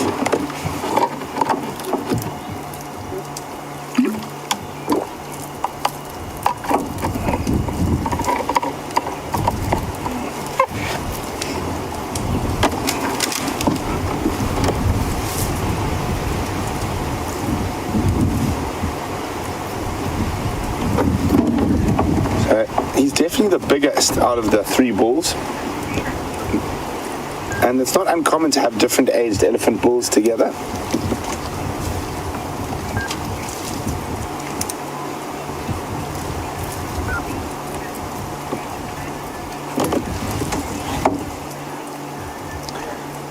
Good afternoon to Debbie in Vancouver. Debbie would like to know, do elephant bulls maintain any connection with their natal herd? They do not, Debbie. They move away, and even with the breeding herds that they see on a regular basis, they will just be around the breeding herds. Generally, when they're mating, they might cross paths with them occasionally, but they prefer to either stay in little bachelor groups. Oh, there we go. Look at that. Or meander around on their own.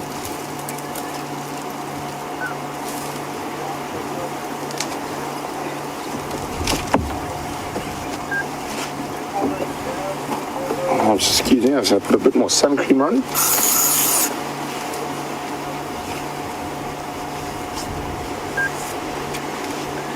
look at that. You can see the prehensile tip to the trunk there, and the African elephant's prehensile tip differs from the Asian elephant, and the fact that it's got two, one on either side, whereas the Asian elephant's only got a single tip.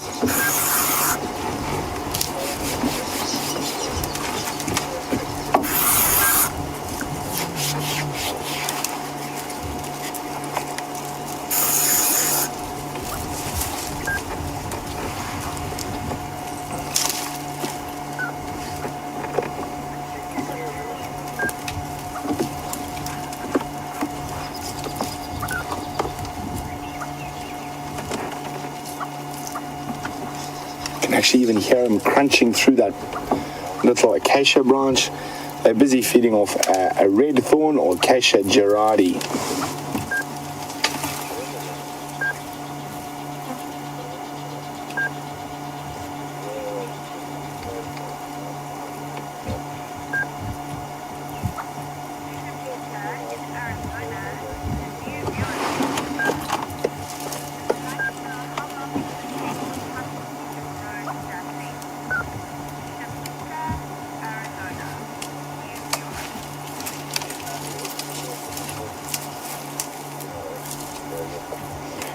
A very warm welcome to a new viewer in Arizona, Shamika. Shamika would like to know, how long does it take for an elephant's tusk to grow? Shamika, they will grow throughout their lives, and each individual elephant will have a different size set of tusks depending on their genetics.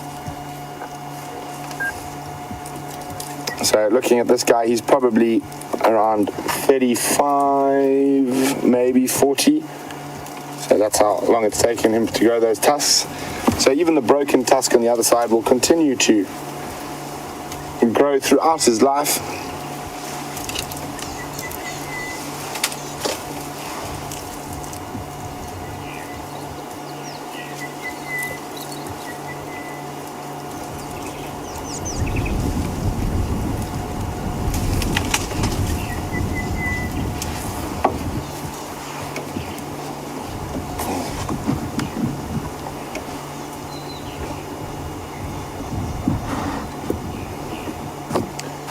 Will eat about between 200 and 250 kilograms of vegetable matter in a day.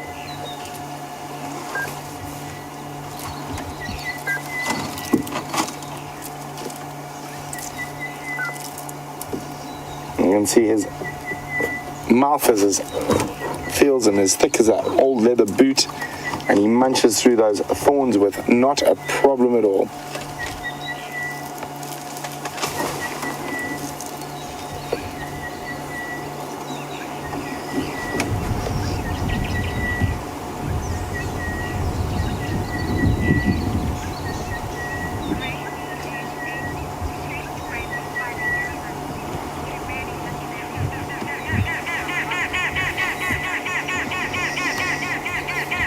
Well, it's my pleasure, Gracie.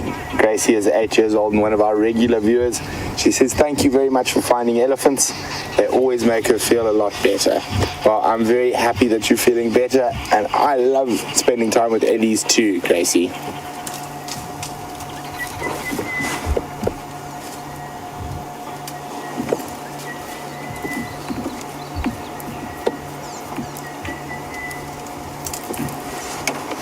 Especially these big older gentlemen.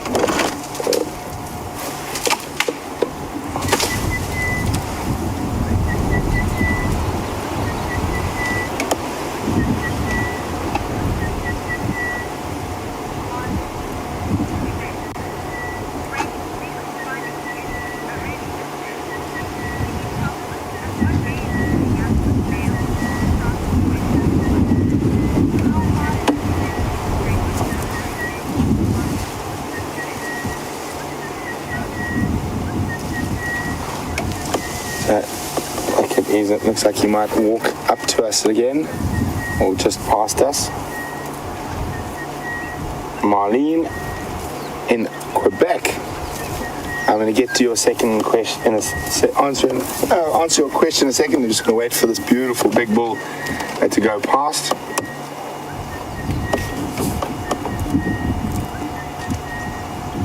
Look at that. You can see that break on his tusk, actually quite old. You can see very well worn, almost polished edges. And he's still utilizing that tusk, it looks like it. If we have a close look in there, please, Tebs, on that tip of that tusk.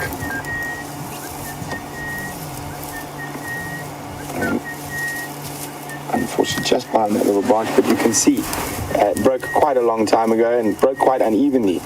And that's almost certainly from a fight.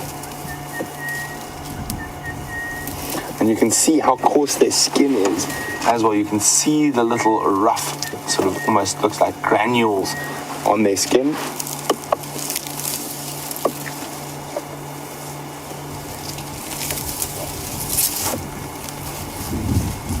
Hello, big boy.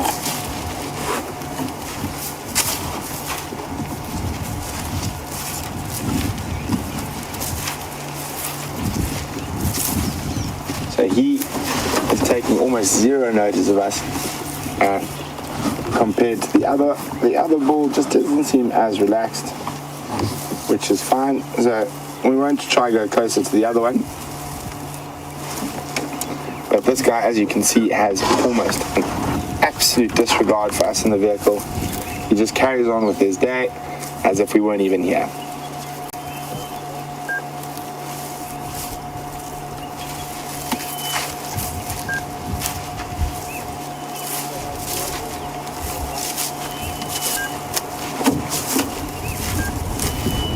Wasn't that awesome having him come that close to us?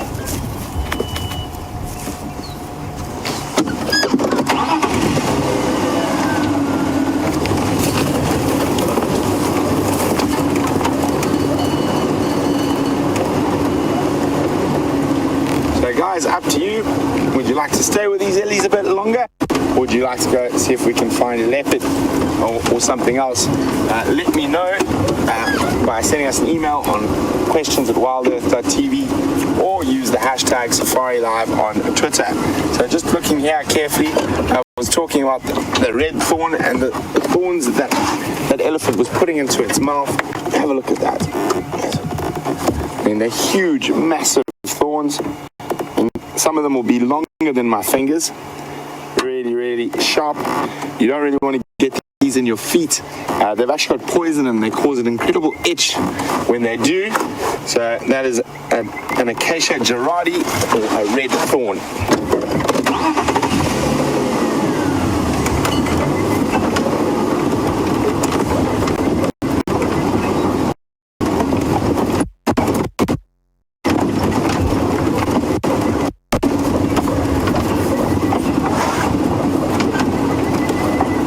Marlene was asking about when do young bulls join bachelor groups, or what age, and is it difficult for them? Oh, he's going quite quickly now. We're going to just get back on the road. Marlene, anywhere from about 14, 15 sometimes, normally a bit closer to 20.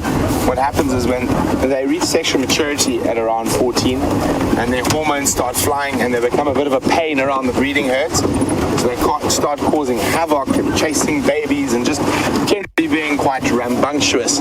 So they're pushed to the peripheries from about that age by the adult females, and they sometimes leave from that age, sometimes stay around a bit longer. It all depends on the individual. But it's not normally hard for them. It's probably the fact is they sexually mature from 14, but they're actually physically big enough to challenge for mating till they're about 30. So a bit of a tough time for about 15 years. So they're moving some really thick bush opposite me. I'm just going to keep with them till we get to the next sort of open area. And there's the third bull. We haven't seen him yet. We saw him very briefly.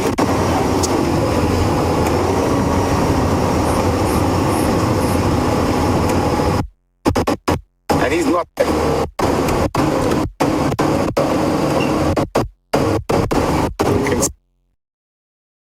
see is quite a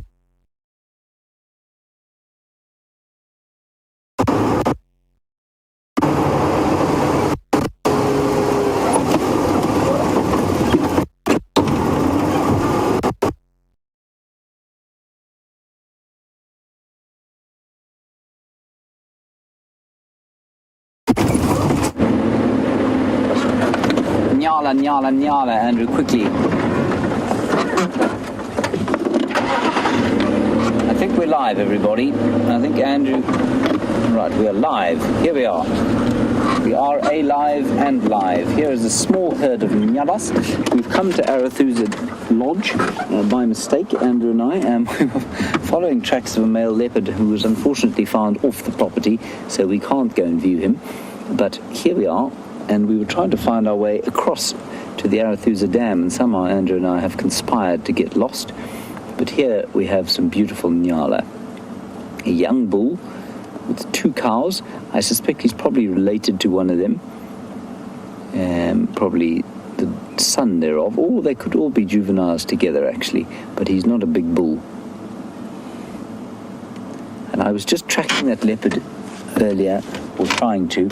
I wasn't actually following any tracks. I was blundering about in the bush trying to find the tracks on foot. And there is so little grass around, it was quite astonishing. I was walking in between stumpy trees and dusty ground with very little in the way of fresh grass shoots, which for this time of the year is A, slightly distressing, and B, slightly depressing. But like I say, I keep saying, it's totally normal for this time, well, for this time of the year. Andrew, shut up.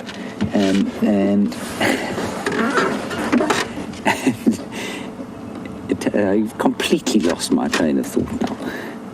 It's totally normal for this area to experience times of drought and flood.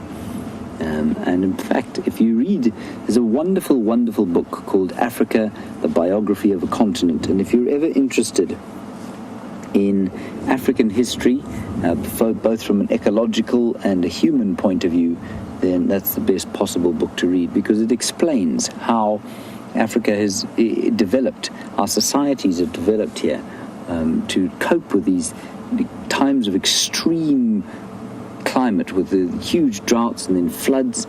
And it's amazing how even the social makeup of our African societies have changed in response to those environmental sort of triggers. Fascinating stuff. That's Africa, Biography of a Continent. Not a light read, but certainly a fascinating one. Andrew, are you going to go and buy that book immediately? Once you've stopped sneezing out a lung?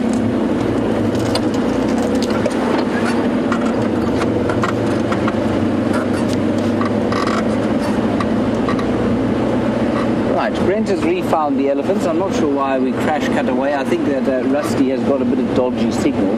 So let's head back to him, and I'll see you shortly.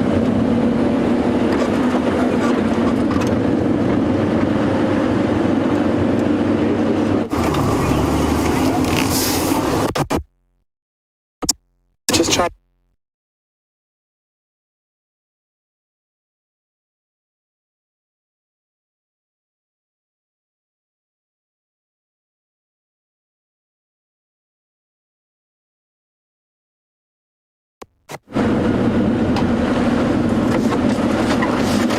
We're back, everyone.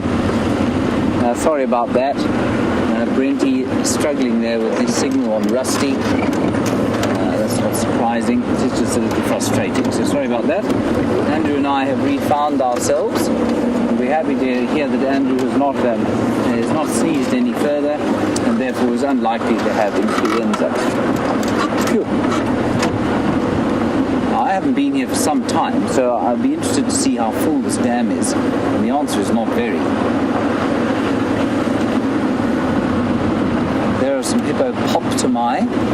We'll stop on the dam wall here to see what else we can see.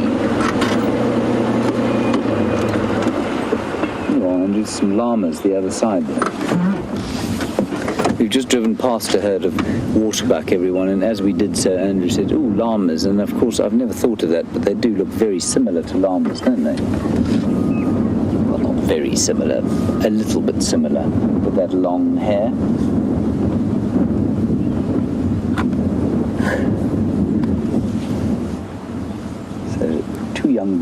much more mature bull, and that's quite a normal situation, especially around water. They will be subordinate to him. And if we could pop over to the hippopotami there. There are a couple of hippopotamus, and they were last described when I was here by Brian as swamp things, and that's exactly what they look like now, because they're covered in this weed, this water hyacinth, which is getting thicker and thicker as the water sort of starts to disappear.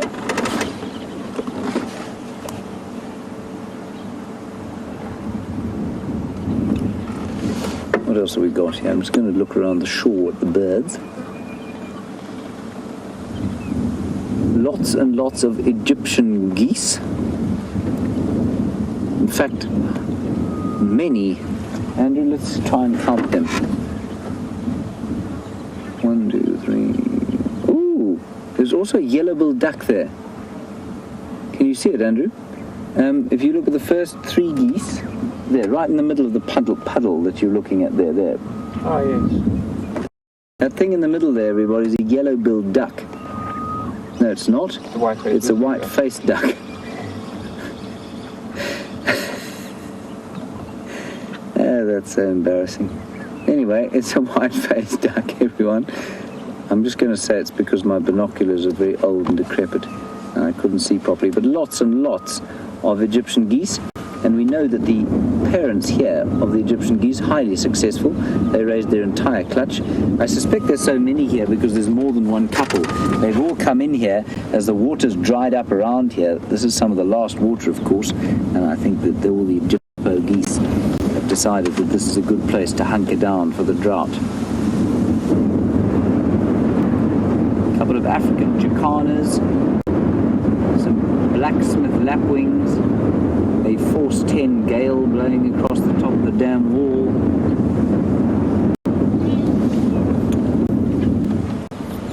I remember a friend of mine, Renyas Mhlongo from Londolozi, used to say to me, how can you tell the difference between a male and a female goose when they're flying?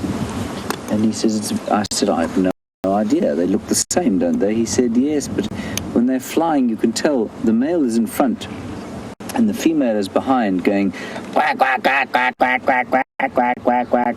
He's trying to get away from her because he's done something wrong. I don't know if that's true or not. Probably not.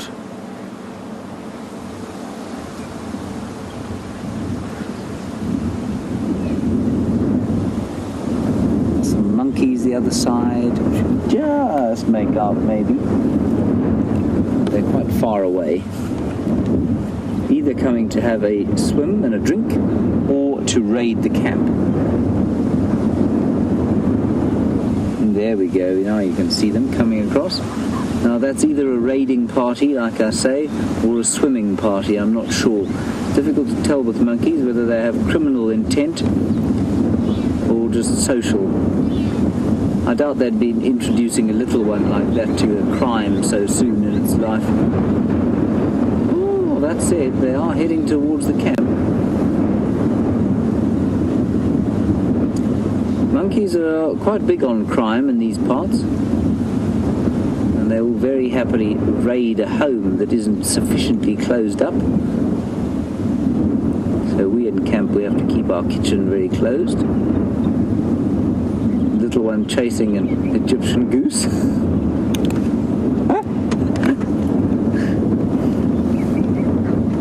He caught it.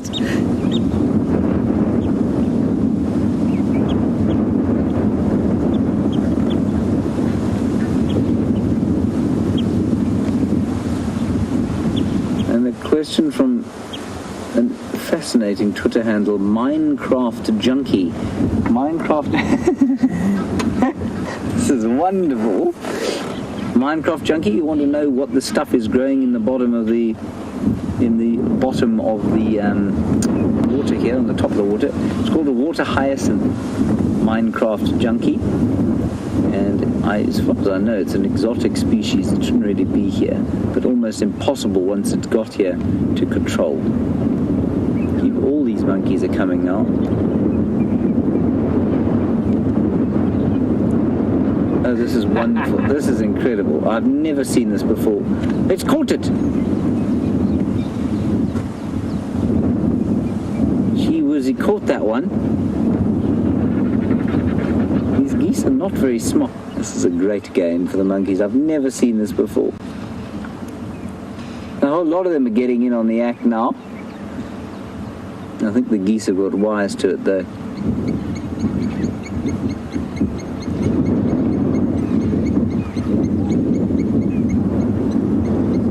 Just not quite fast enough, the monkeys. But you could see, but while the goose was not running with the wind, very difficult for it to take off. And so the monkey's much quicker on the ground than a goose. This is fascinating stuff. Never seen that before.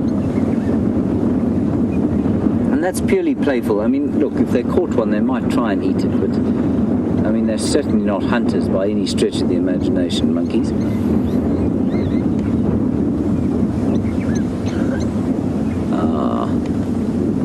Andrew, the lead criminal is going in.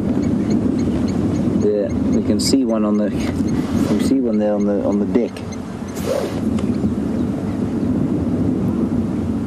Scouting party is in.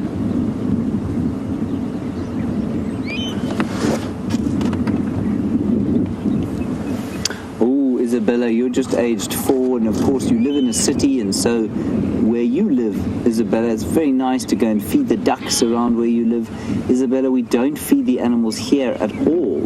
And the reason for that... Excuse me. Bless you, Andrew. The reason for that, Isabella, is that the animals can't get too used to people.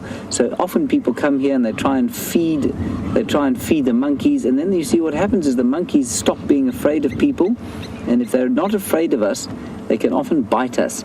And the same goes for any of the wild animals out here. And we don't want to have any effect on them, Isabella. We just want to watch them. We don't want to interfere with their lives as far as possible. So no, we don't feed any of the ducks. They've got enough to eat.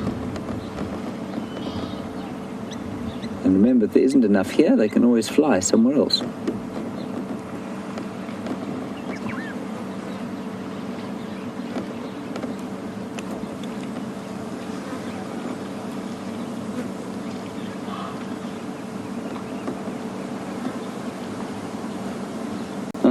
It's certainly losing water at this stage, Sarah, but they might pump water into it. I must ask them. I can't see any obvious entry point for water, though. It's a massive, massive dam. I mean, it's a huge expanse of water, this.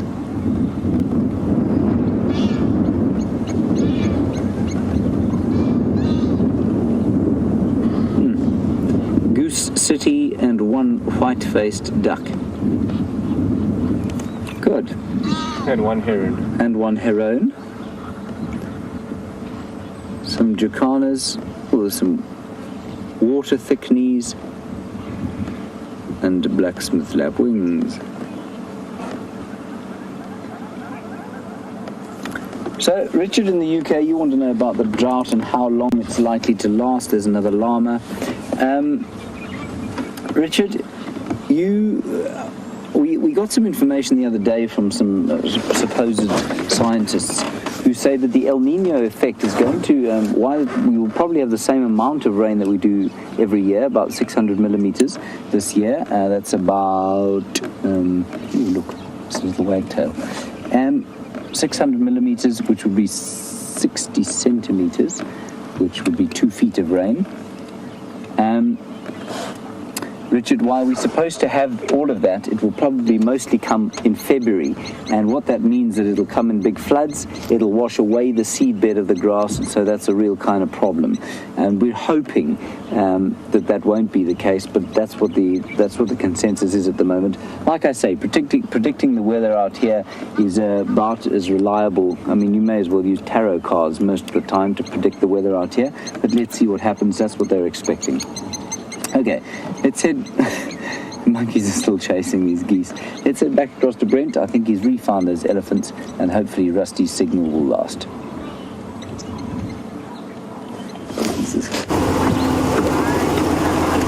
So So we're still with those Ellies as they move, unfortunately, towards our southern boundary. So we're going to wait for him to move down the road.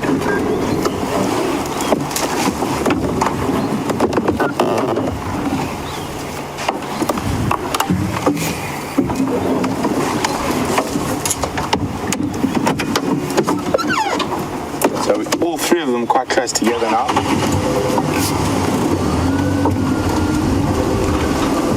We're going to join in the bachelor herd, since we're bachelors here, all boys, no ladies around. So let's just get in amongst the boys.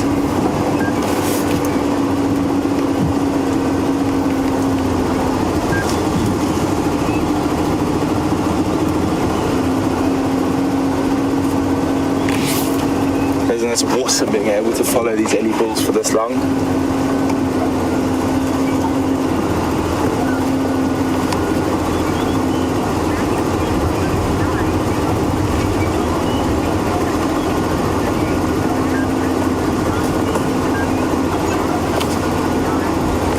Matthew, who's 9 years old, is wondering, do the thorns that the Ellies are eating bother their insides as they swallow them?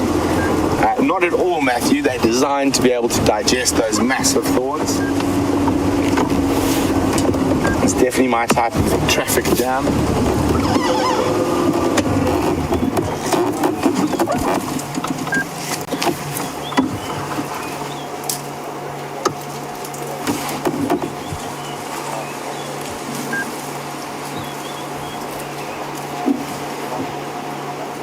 Stopping to have a quick feed. Oh, stretching to get to, just can't get to those nice fresh shoots. Coming up on the left there, Tibsy. That long tusked bull, the one who's not quite as relaxed as the big guy in front of us, but he definitely looks like he's getting more relaxed.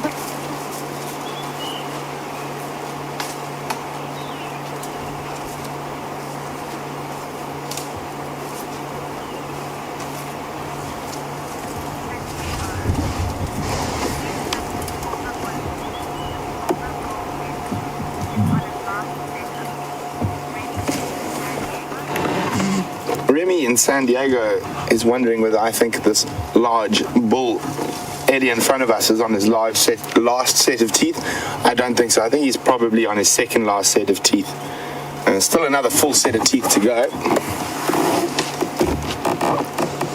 And he looks in really good health at the moment.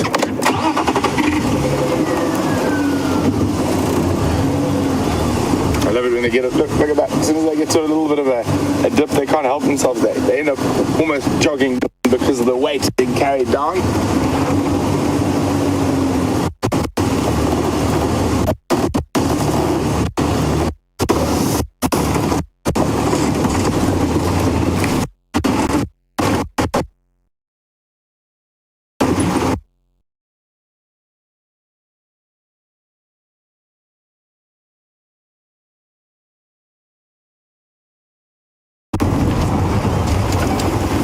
You've got to speed up, engage low range gear to get up the hill.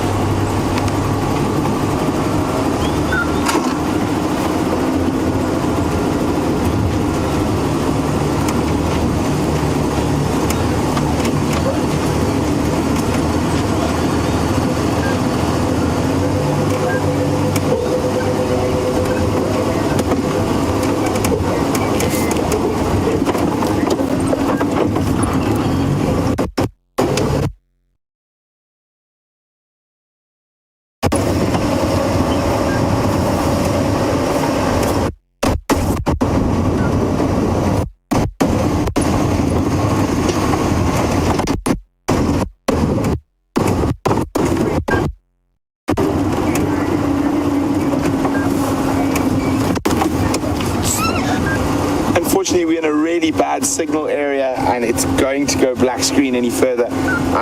So we're going to have to go across to James, and I need to move out of this area. So hopefully they move on to higher ground. We are live, we are live. Hello everybody. Sorry about Brent. You know, I think it's probably because he has such a tremendous amount of energy himself. He's probably putting the amplifier in Rusty to shame. I suspect that's what the problem is. Anyway, we're heading back towards Djuma now. We have milked Arathusa for everything she appears to be able to give us at the moment. And that was some many beautiful ducks and some recalcitrant monkeys trying to eat the ducks. Something flew in the eye.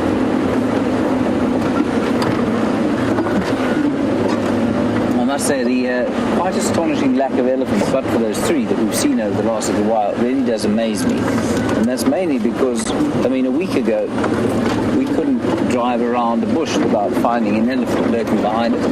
Now, of course, we drive around thousands of bushes and find no elephants at all. Possibly got to do with the amount of water there is. I think there's quite a lot of water still on Buffel's Hook, and that might be where they're going.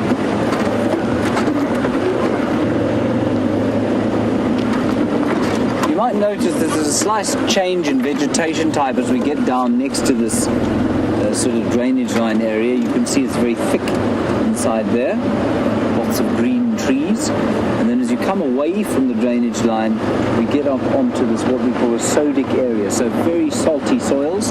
Not much will grow here, but the grass is very good when it does grow, so animals will like to eat it, and that's why it's quite there. And the dominant tree species is these guarri bushes. Magic guarri or Euclea divinorum, pick your piece. It's quite a nice thing to say, and pick you a piece a couple of times. Go on, give it a try, Andrew. To eat it? No, not to eat it. Say pick you a piece. Never mind.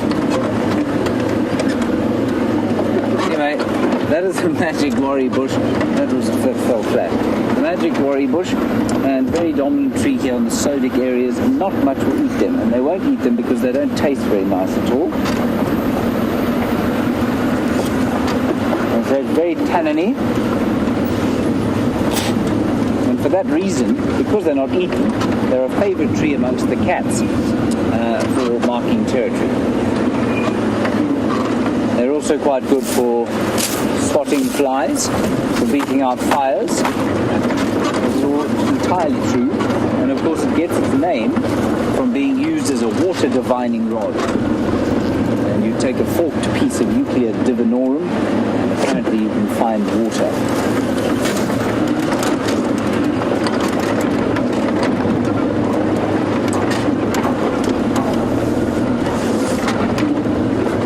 Interested to know, in fact, from the viewers, if any of you have come across a water diviner, and if so, have they actually managed to find you water before? How reliable? I mean, do people still do water divine? I think there are one or two out in South Africa who still do that. And if you want a borehole dug on your farm, you give them a call, and they come out and they try and divine some water for you. For those of you who don't know what that means, basically you walk along with a forked stick, and your forked stick, apparently, if there's underground water, will sort of shake towards the ground. But you've got to apparently have a certain amount of the correct energy in order to be able to pick up the water with your stick.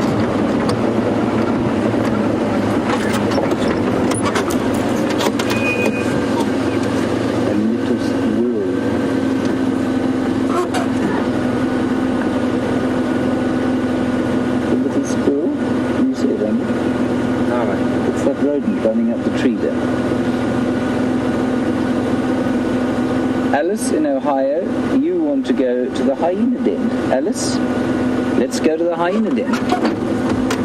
I'm more than happy to go to the hyena den. I love the hyena den. But first, let's just look at this little squirrel. We don't often get such good views.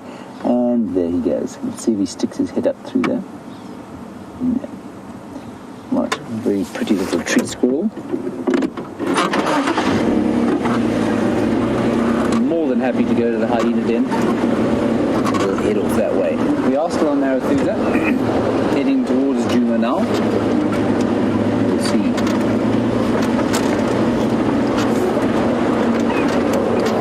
I think this is the road I want to take. I think it'll get us out eventually.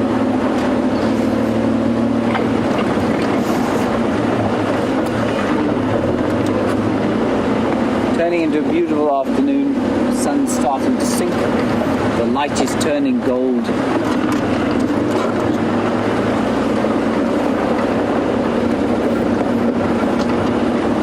have a feeling I've taken the wrong road. I think I always take this road by mistake on my way out.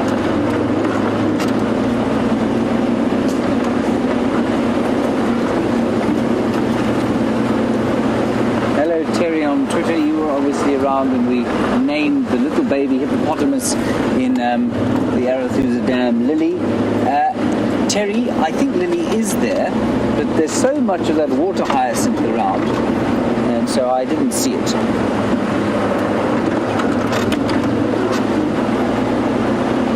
I'm just struggling with the name. I think it's Terry Castle. Lily was probably there underneath all the water hyacinth.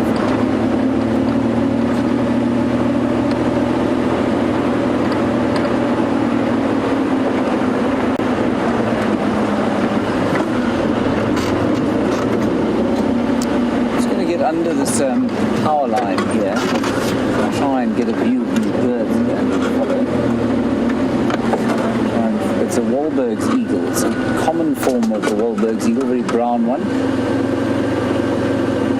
You can see that just from the very narrow tail that it has. Extremely narrow tail. And that's how you know it's a Wahlberg's eagle.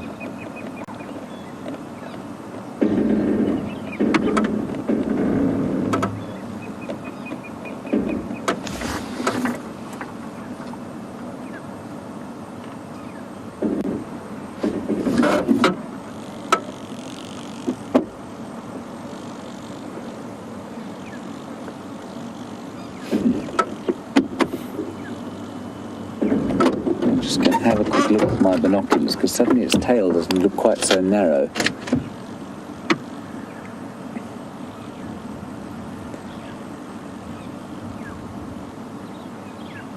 I don't know.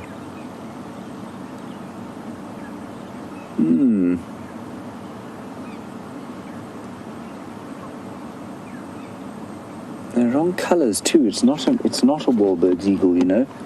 I wonder if it isn't a steppe buzzard. Well, it's flown away now, so I can't make any more of a fool of myself.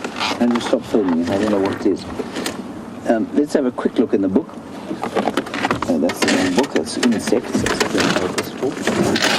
Quickly have a look in the bird book.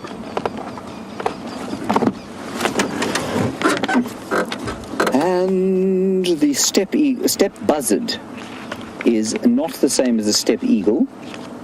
Andrew, thank you for that. That, of course, is a great big pile of hyena dung. We were talking about the hyena den earlier, and that's where we're going to head to. I think that's what it was, everybody. I think it was a steppe buzzard. There it is, underneath. Maybe not quite that colour underneath. What do you think, Andrew? Not so much. Not so much. Okay, not the steppe buzzard. Let's have a look at the Wahlbergs. It could have been tawny as well. Yeah, maybe tawny. What do you think? Tawny. Tawny. Maybe let's film the tawny flying. There we go. That's the tawny flying. I think that's probably what it was, actually. It did look like it had a thin tail when it was flying into the wind, but as soon as it turned sort of away from the wind, that's what it kind of opened out. And what am I doing? That's an African hawk eagle. It's not even a tawny eagle.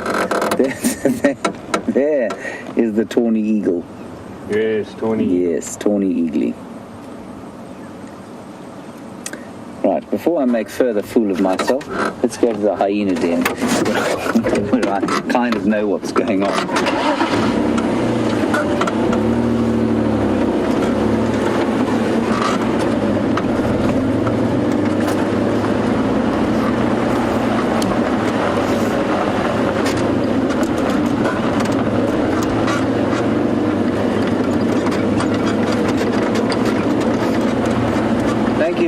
Zimbo in London, wonderful update from you. You say when you were on your farm, you had a water diviner come in and tell you exactly where to find the water, where to drill the hole, and it was a very successful enterprise. Good. I'm glad that the skills does seem to still exist. I've heard some skeptics, but certainly I've also heard far too many stories like that for me to be skeptical about water divining. Out of the way, bird. We're going to the hyena den.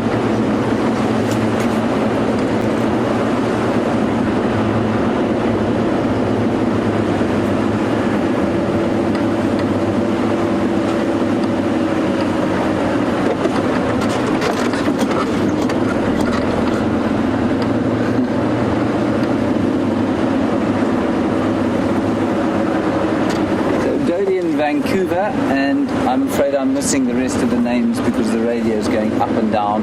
But you say, and a few others have mentioned, or Mia, I think you mentioned that you have experience of water divining.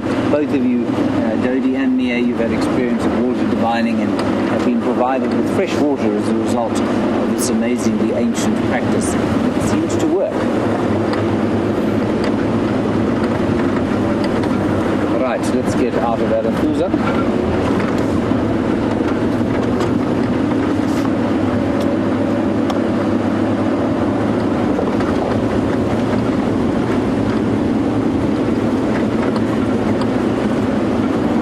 Oh, there's the Nyala. Hello, Nyala. A young Nyala bull. I don't know where his family is. Ah, there they are. Young teenage couple out on a date. I suppose it's not really a school night because we're in between the holidays. So they've probably been allowed out for a date this evening.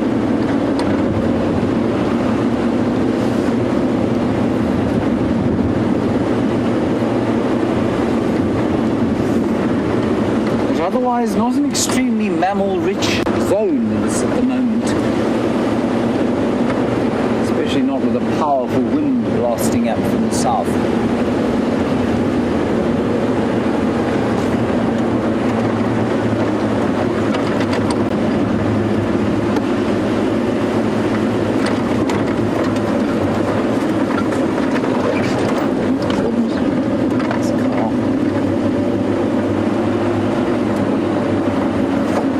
Now, I don't want to say this too loudly, but I'm going to whisper it. Not near where we are, but they suspect quite strongly, a few of the Arathusa guys, that Shadow may have cubs. And she was seen going in and out of a particular area on her own and then making some calling sounds, but further north of here. So that's really exciting.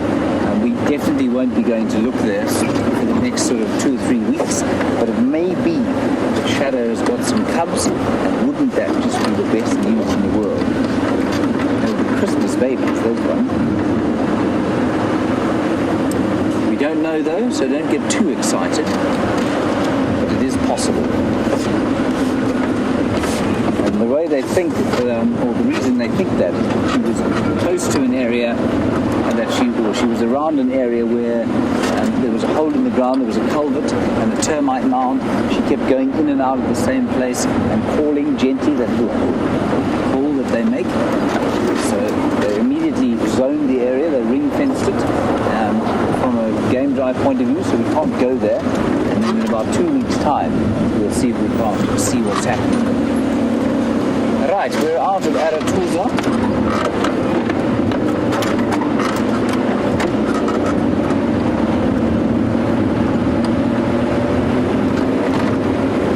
Odd wind, especially when there's no cloud anywhere around the place.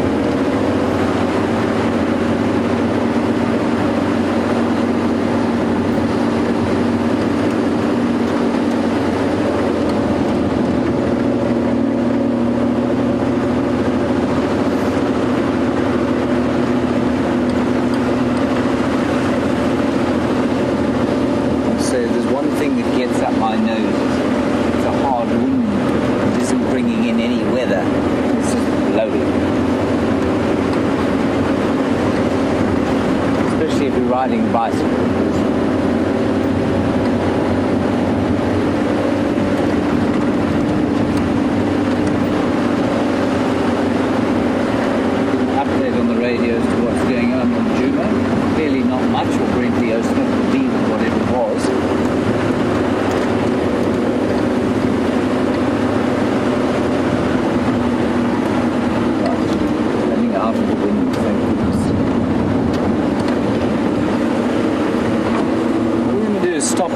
and I'm going to set up the VR rig, basically for a little drive along as the sun sets. And what you're going to see is the dust that has come up. Now, for this time of year, for the mountains to be in the kind of dust that they are now is really very unusual indeed.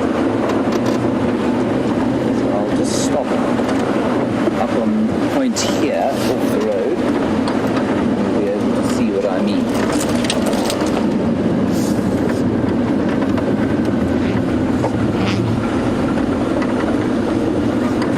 You can hardly see the mountains.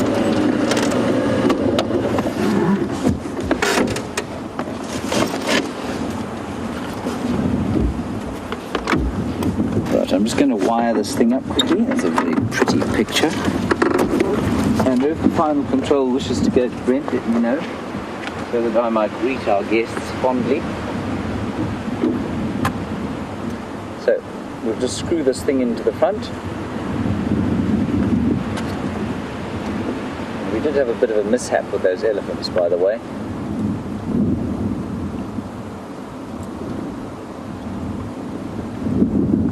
One of these things seems to have had a bit of an accident. And I think I've got it on wrong. Which spike do you put it on? The long spike? The middle spike? Middle spike. Middle spike.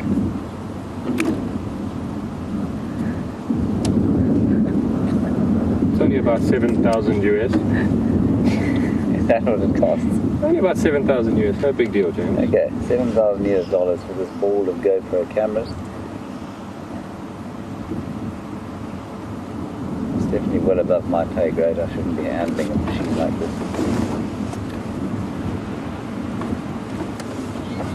Thank you. And camera number 5 is still not facing where it's supposed to be. Oh well, it'll have to do. You turn it more. No, if I turn it more, it's going to pop. Because we need one camera to face you. It is facing me, isn't it? Not really. Alright, never mind. Maybe we'll do this later.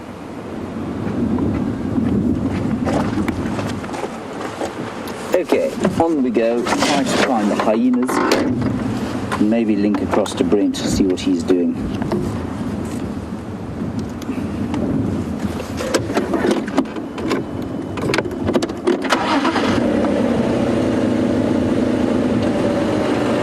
Apparently Brent's signal is very bad, so we can't go across to him right now. Anyway, beautiful sun that.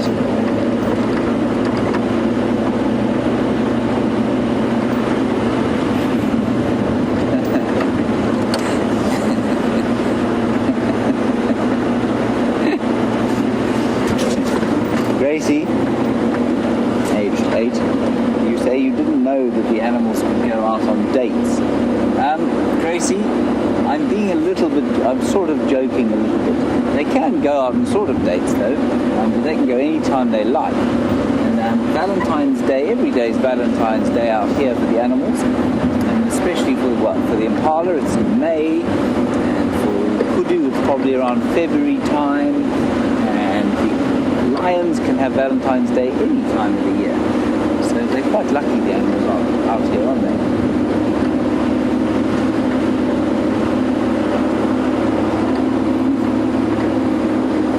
That is wonderful. Thank you, Gracie.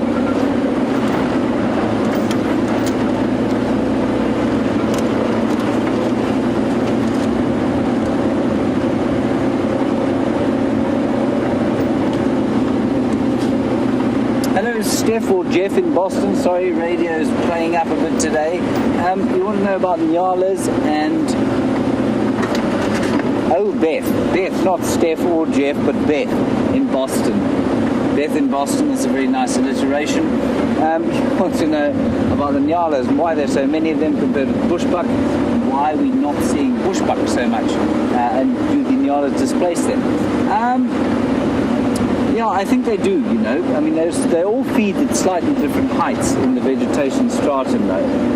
Bushbuck much lower, Nyala in the middle, and kudu at the top. And have similar kind of preferences for habitat and for food, but they do normally eat a different strata. I think you'll find bushbuck like slightly wetter areas.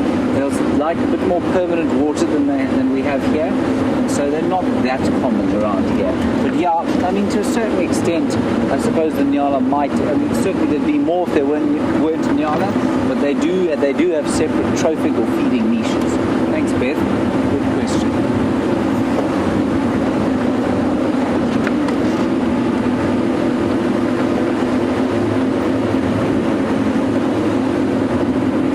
Thank goodness. Brent has got some signal. Let's go across to him, and we'll see you shortly. Well, hopefully not too short.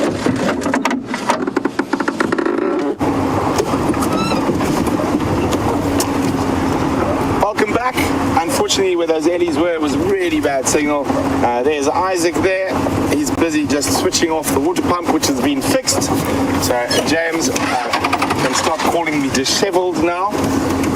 But on that note, I might have been disheveled, but at least I was cool. I have a swimming pool, so that's what I've been dipping into 3 times a day during the heat. Station 0 is Fuzzy and Bravo.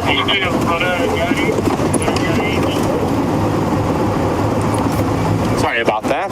Craig has got a very loud voice on the radio. I'm going to just turn him off.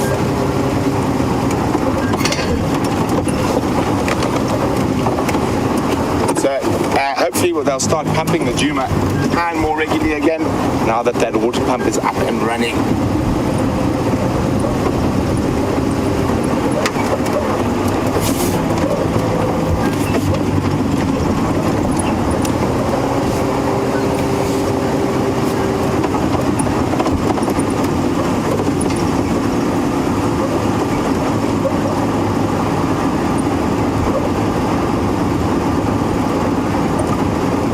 A warm welcome to Kathy in Florida from another warm part of the world.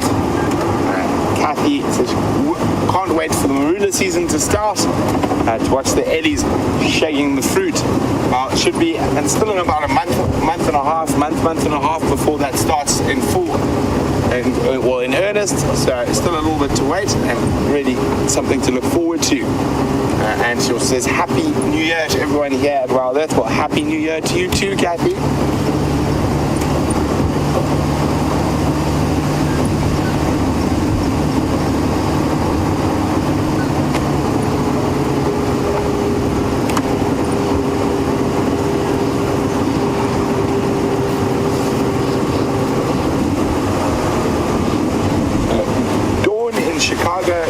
Wondering, will elephants ever stand up on their back legs to reach further up into the tree? Yes, most definitely, Dawn. I've seen them do that, in particular after anna trees. Unfortunately, we don't have any anna trees here, but it is a firm favorite. It is a type of thorn tree, and they really love those seed pods and will stand on their back legs to grab. Sometimes for a marula as well, so maybe you'll get lucky. Now, here is an interesting track. I was quite confused. I thought I'd seen a drag mark, and I was like, oh, panic. I think this is James Henry's exercise routine. So he draws lines in the sand as he runs around quarantine, and then when he gets to the line, he sprints at full speed! And then he jogs again, and then jogs. Next line, full speed! Next line, oh, then he does push-ups there by the tracks. This looks like sit-up tracks over here. So we can actually track James's exercise routine around quarantine. There's the next line, and let's see if we've got a handprint in the ground. We don't. This is not a push-up station. So isn't that interesting? You find the strangest tracks out here in the African bush.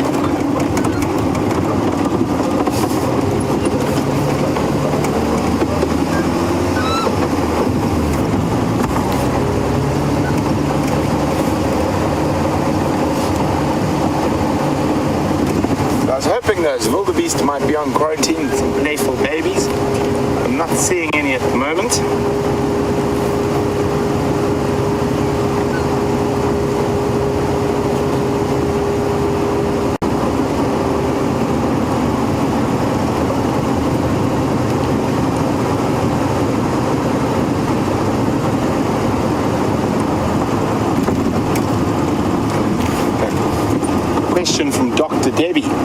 Dr. Debbie would like to know: does the growth rate, is the growth rate of elephant tusks affected at all by drought conditions or lack of condition in the animal?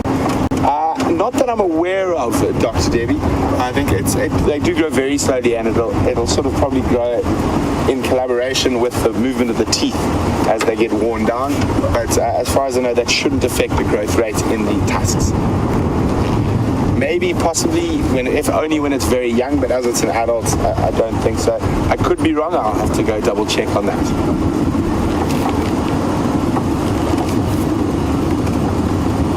There's not an animal on quarantine. It's almost like wild dogs have run through here. And then the last view of that's James's weights. That is his weight. He stole it from our firewood pile. You can see his little footprints there, where he's been doing his heavy lifting. Bush Jim.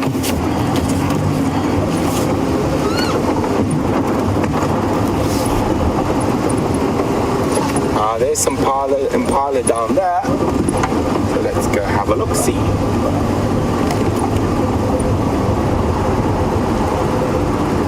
Still quite a strong wind and an unusual wind because it's coming from the sort of southeast.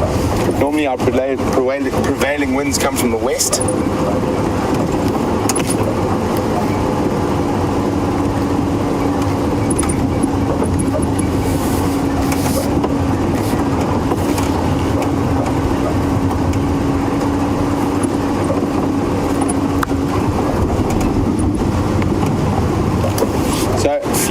Who's watching via the YouTube is wondering whether those leaves I rubbed on myself the other day worked as an insect repellent.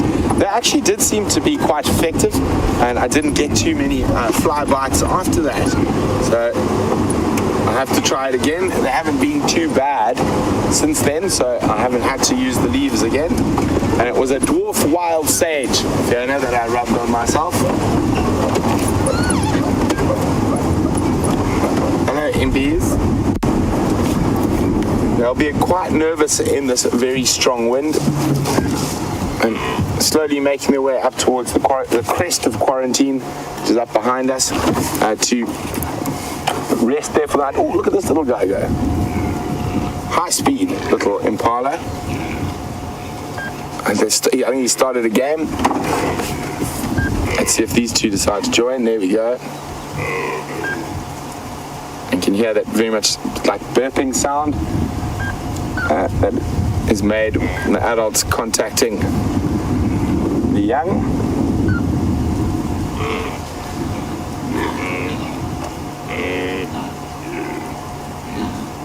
Burp. Burp. And then you have the baby that was slightly more high-pitched back.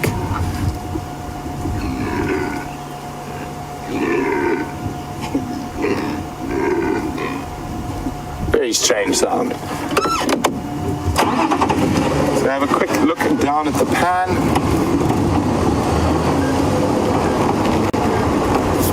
Oh, there's some kudu there. And looks like a nice male kudu approaching for a drink as well. And you can actually see some of these impala are coming towards us with muddy feet from the pan.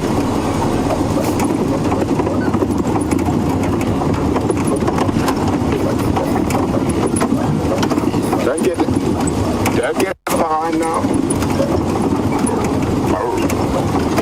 Nice group of kudu up at the pan at the moment.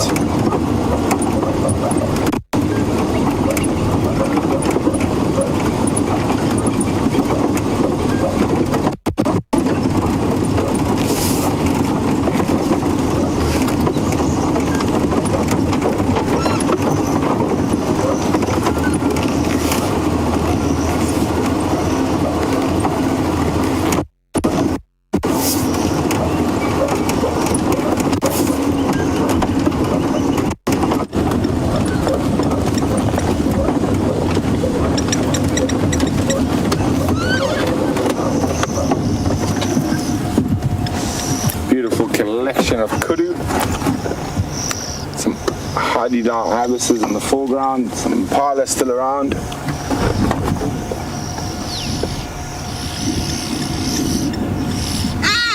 And it looks like someone's turned the pump on and it's slowly feeding back into the Djuma waterhole. So it should be a bit more full tomorrow. Oh, look at this is interesting, these Hadidas. It's two chicks begging from the mother or the father. Look at that, beg, beg, beg, where's my dinner, where's my dinner? And you can see that a bit smaller, and you can hear that very high pitch, and that's them begging.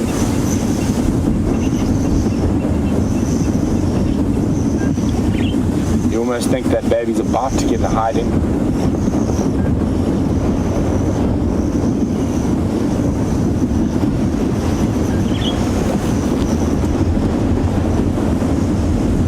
Almost a gale force wind coming in from the south now.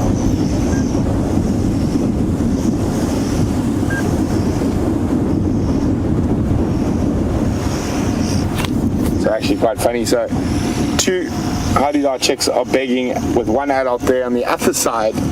So mom and dad are getting harassed. Over there, there's another one begging from the other adults.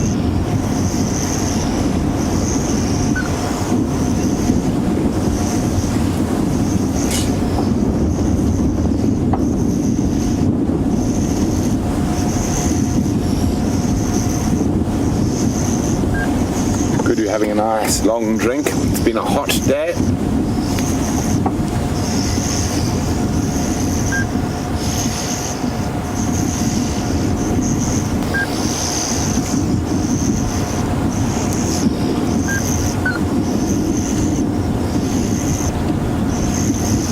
You can probably hear how strong that wind is at the moment. Hello, Impala. And a Cape turtle dove.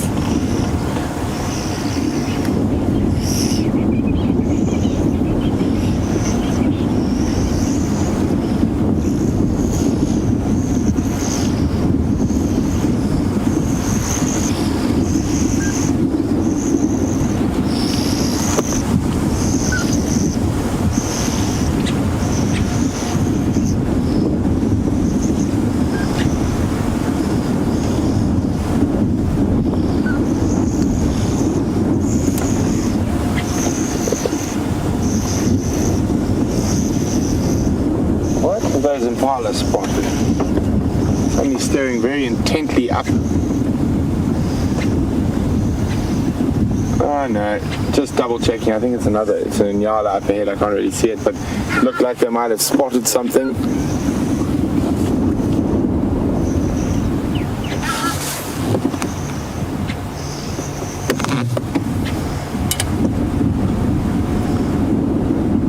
So the kudu are moving off. Those impala didn't see anything in particular. So I think we're going to do the same.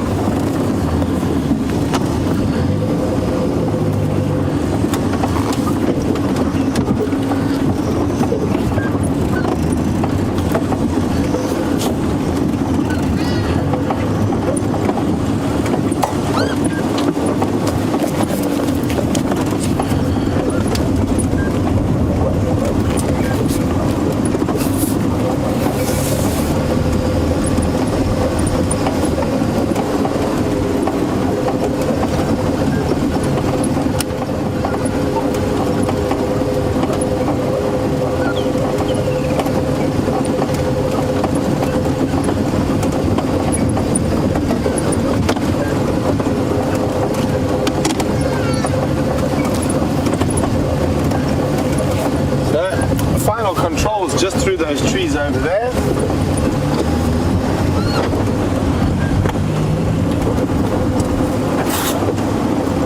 And still no sign of the wildies. That's very strange. You would think they would already be on quarantine in this windy weather. And there they are. On cue.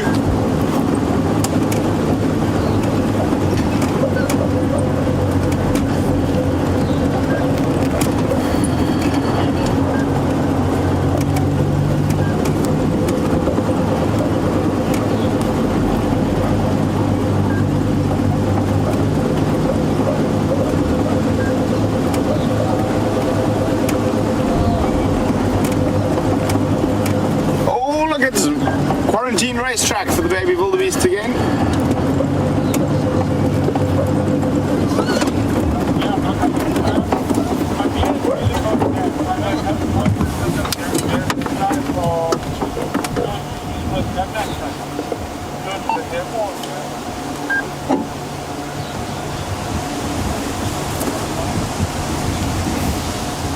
Well, there we go, a bit of digging. Making sure my settings are correct in case we get some racing babies. I encourage you guys to take screenshots. You can do and share them with us. You can share them on our Facebook page, which is Safari Live, or you can use the hashtag Safari Live and pop them on Twitter.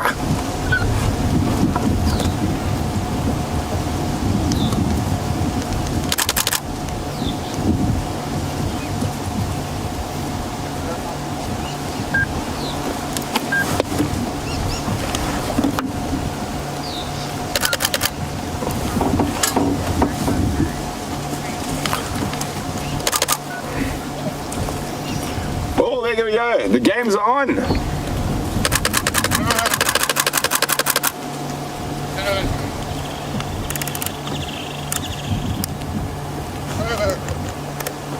Coming around again, who's ready for the screenshots?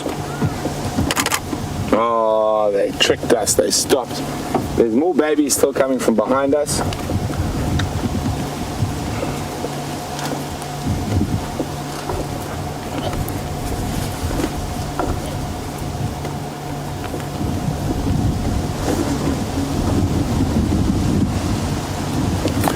Adults calmly grazing across quarantine,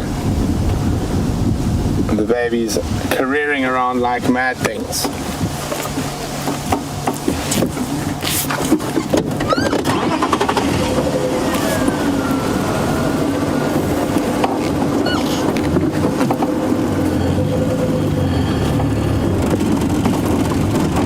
Well, here comes the next load.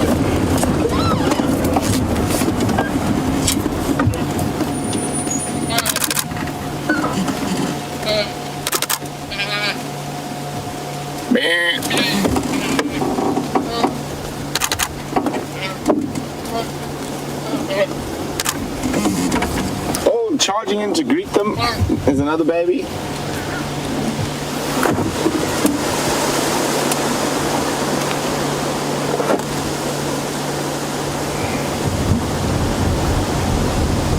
Oh, thirsty, very thirsty.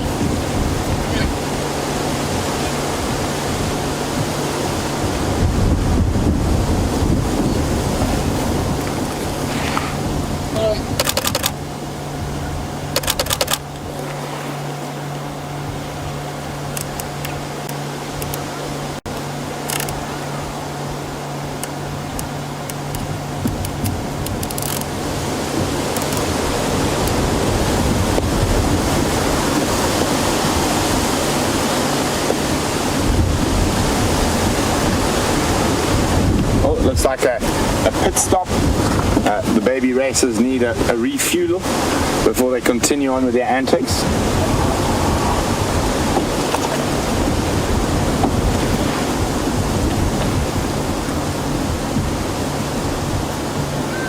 Off they go, refueled, ready to go. Oh, not quite that one, but I don't think Mom's going to agree. Let's zoot around to the other side of quarantine.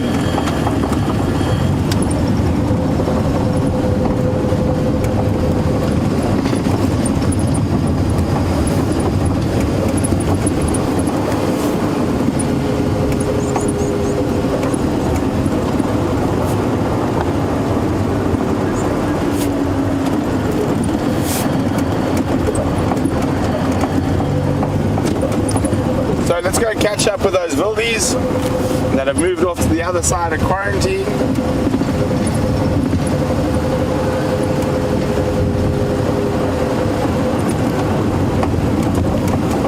So let's go off to now a carnivore baby with James.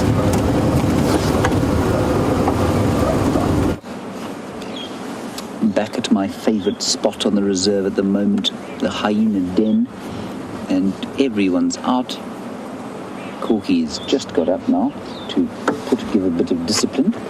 There is D1 with their little white sock. And that's May being sent back into the hole. Oh, the little one's playing.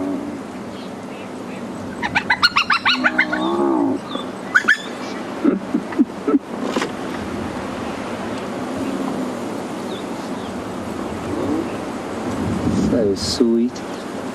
And there's Pretty coming up the mound. There she comes.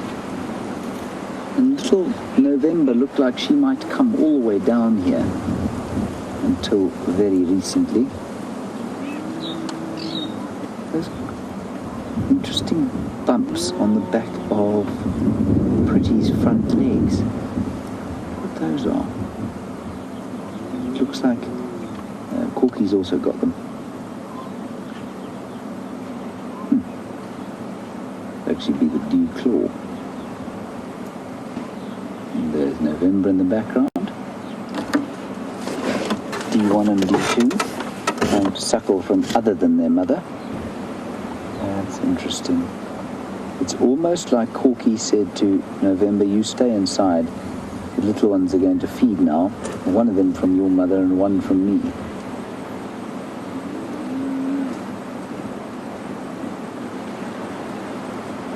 That's very interesting.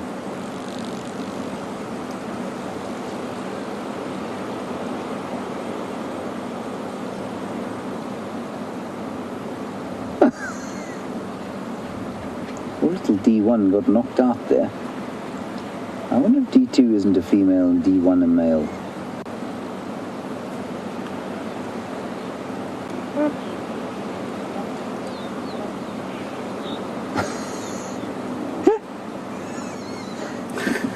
It would be very tough to be a hyena, I tell you what.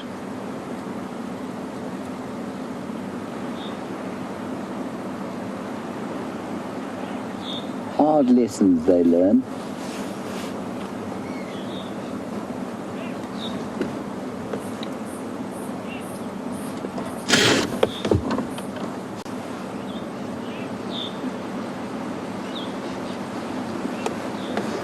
Or don't learn.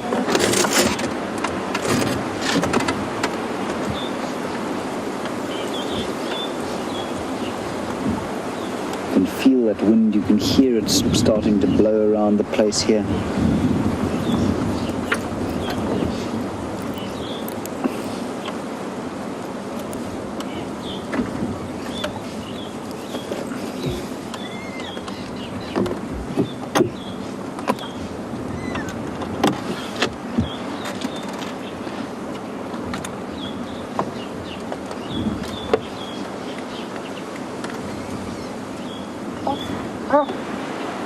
Little May or little November trying to come out, but a bit nervous. Oh, let's quickly go across to Brent. He's got the little antelopes, same shape as this. Let's head across to them quick. So the babies have tired themselves out. They're now having a nice roll in the sandy patch on the western side of quarantine. And how many we got? 1, 2, 3, 4, 5, 6, 7, 8, 9, 10 still. So all present and accounted for. Becoming a little gang of wildies. Not so much a gang as a nursery group is the correct term for a group of babies. And their little horns are already coming out. And you can see a little bit of headbutting already at this young age. I think those are probably 2 little boys, just judging from the behavior. Umbilical cords not even fallen off completely, and they're already boxing.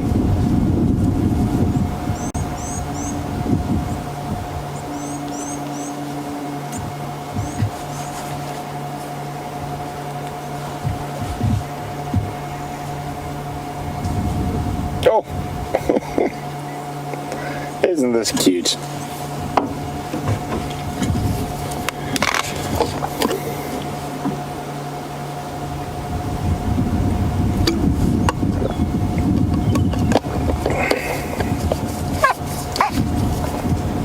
having a rest. Let's see, one doesn't want to let the other rest.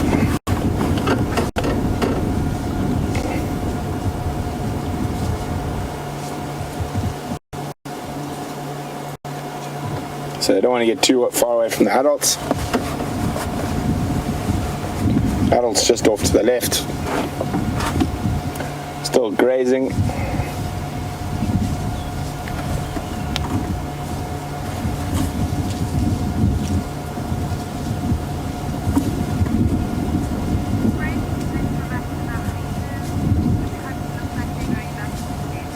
Well, let's quickly go have a look at the hyenas with James quickly.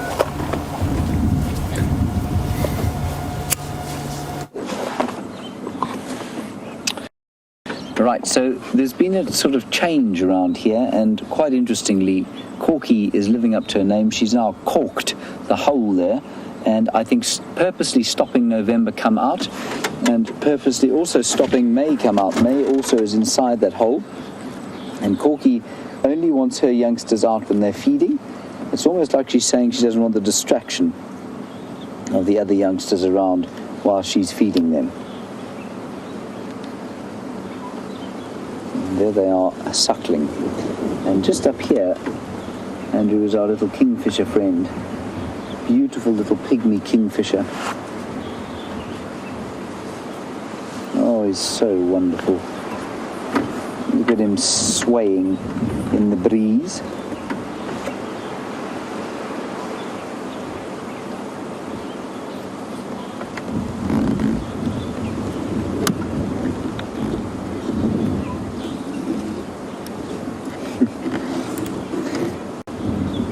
Brooklyn, you're just 10 and you're in Ohio, and I completely agree with you. It also makes me quite mad. You say, how is it that Corky can allow her baby to feed from another mother when that other mother has got November to try and feed? Yeah, Brooklyn, that's just the way it goes in hyena society, I'm afraid. Now, the more dominant you are, the better your kids will wake up. And it's actually not too dissimilar, or it's quite similar to some human societies, you know. If your parents are dominant, if they are leaders in society, normally the kids will grow up with lots more resources than kids from poor families who don't have a lot of resources, but they really got to kind of fight for everything they get. And it's a similar sort of thing in hyena society. But yeah, I know what you mean. And there's no question that as soon as Corky decides everybody else must go inside and only her babies can be outside, that's what happens. Well noticed, Brooklyn.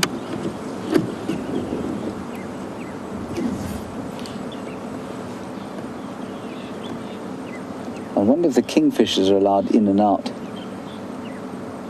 while Corky is there feeding her little twins. Who will, you see, and as Andrew was saying, I mean, it's quite an interesting thing this. From birth, basically, November is under the impression of her status, so she understands her status immediately.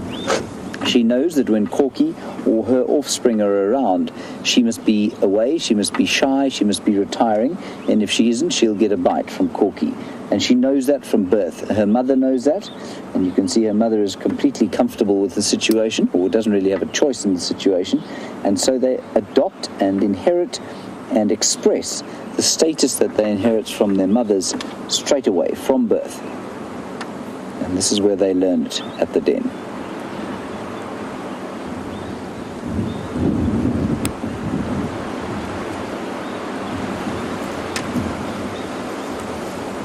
Mohawk is quite amazing, isn't it?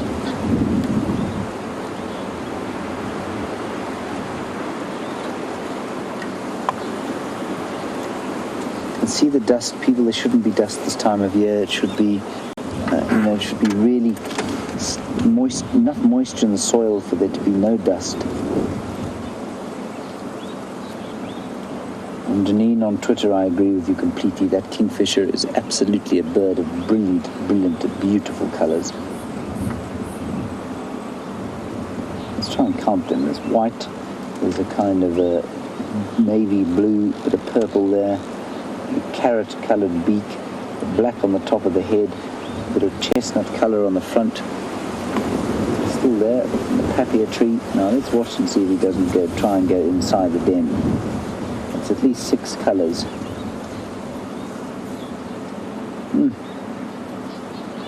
Nice black eye. See if you can count the number of colours there are. Look how beautiful he is, juxtaposed with the green. Yeah, he's flown. Oh, well done, Andrew.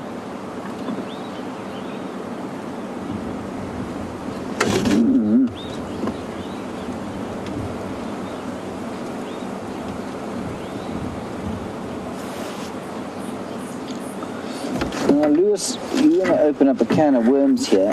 You're in Buffalo, New York. You want to know if Corky's behaviour is instinctual or if it's conscious thought. The biologist in me says it's entirely instinctual. And I think it probably is largely instinctual. That said, I've no doubt that she has a sense of superiority, and that causes her to react in certain ways. So is that conscious thought or is it entirely instinctual? There's a piece of me that wants to say there's a little bit of conscious thought in it, but I don't think we can truly answer that question. I'd say it's largely instinct, Lewis, and in the absence of any other evidence, that's what I'm going to stick to. But I certainly wouldn't put it beyond the realm of possibility that there is some conscious thought in it. If you think of again, domestic animals, a nice way to check, in terms of intelligence and emotion in animals. If you think of a dog, we had a very naughty dog at one stage of our family lives, Trubshaw the Staffy. And Trubshaw, apart from being the stupidest animal in creation, was also very naughty. He was a wonderful creature, and he made us laugh immensely. But what he used to do is, if he knew, when he wanted to go for a walk, he would nip my father on the hand, and then my dad would shout at him and he'd come back and nip him again. He was definitely making a conscious choice as to what he wanted to do. He wanted to go for a walk, and he knew that if he nipped my father's hand for long enough, eventually my dad would give up and take him for a walk. Now that was a conscious decision on the dog's part. I don't think you can dispute that. Now, I can't believe that in an intelligent animal like the hyena, and we know that animals with complex social hierarchies like this, and the only other sort of mammal out here that has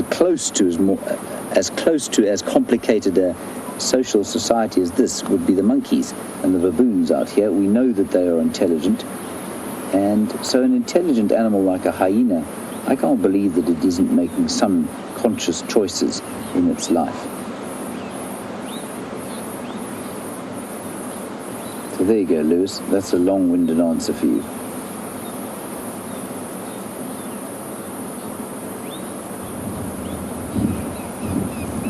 And I know there are a lot of people who would tell me I was talking absolute nonsense. I don't know. I think that's probably pretty true.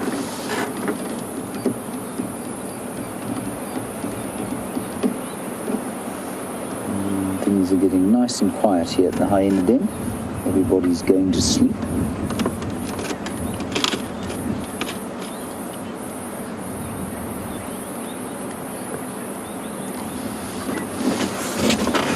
All right, let's head across to Brent quickly. He's going to say goodbye to you. We'll last look at the wildebeest, and we'll stay here with the hyenas. Andrew, why did you tell me my hat was... So the cats have evaded us again, but don't worry, we'll be out bright and early tomorrow on the sunrise safari, trying to find you a leopard or a lion. But from Tebs and myself on the Rust Bucket, have a wonderful day or evening or whatever time of the day, wherever it is where you are in the world. And let's go back for the last few minutes of drive to James and those glorious spotted hyenas. I didn't realize my hat was at such a ridiculous angle when I last saw you, so I've slightly reduced the ridiculousness. I'm still quite gangster.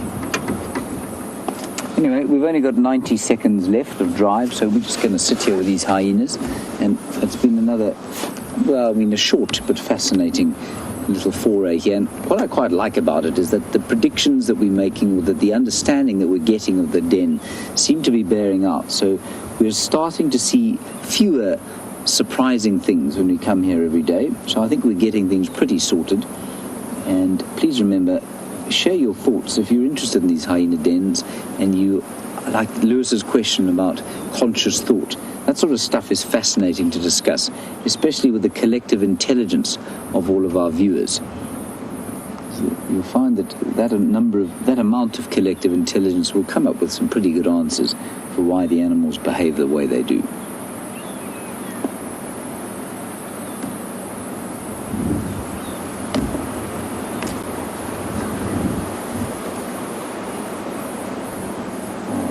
The last bit of suckling going on, and I'm sure as the light starts to fade, which you can see it doing, these hyenas are going to head off into the darkness to go and forage and see what they can find. A big thank you to Andrew Francis. Thank you, Andrew, for your efforts today. He waved his thumb at me. Big thanks to Brent and Tebbs, and especially for finding those elephants while we were driving around Arethusa seeing nothing. Thanks, Jerry, flying solo. Tomorrow we will see you at 0500 during the glory of the African dawn. Stay safe wherever you are. Bye-bye.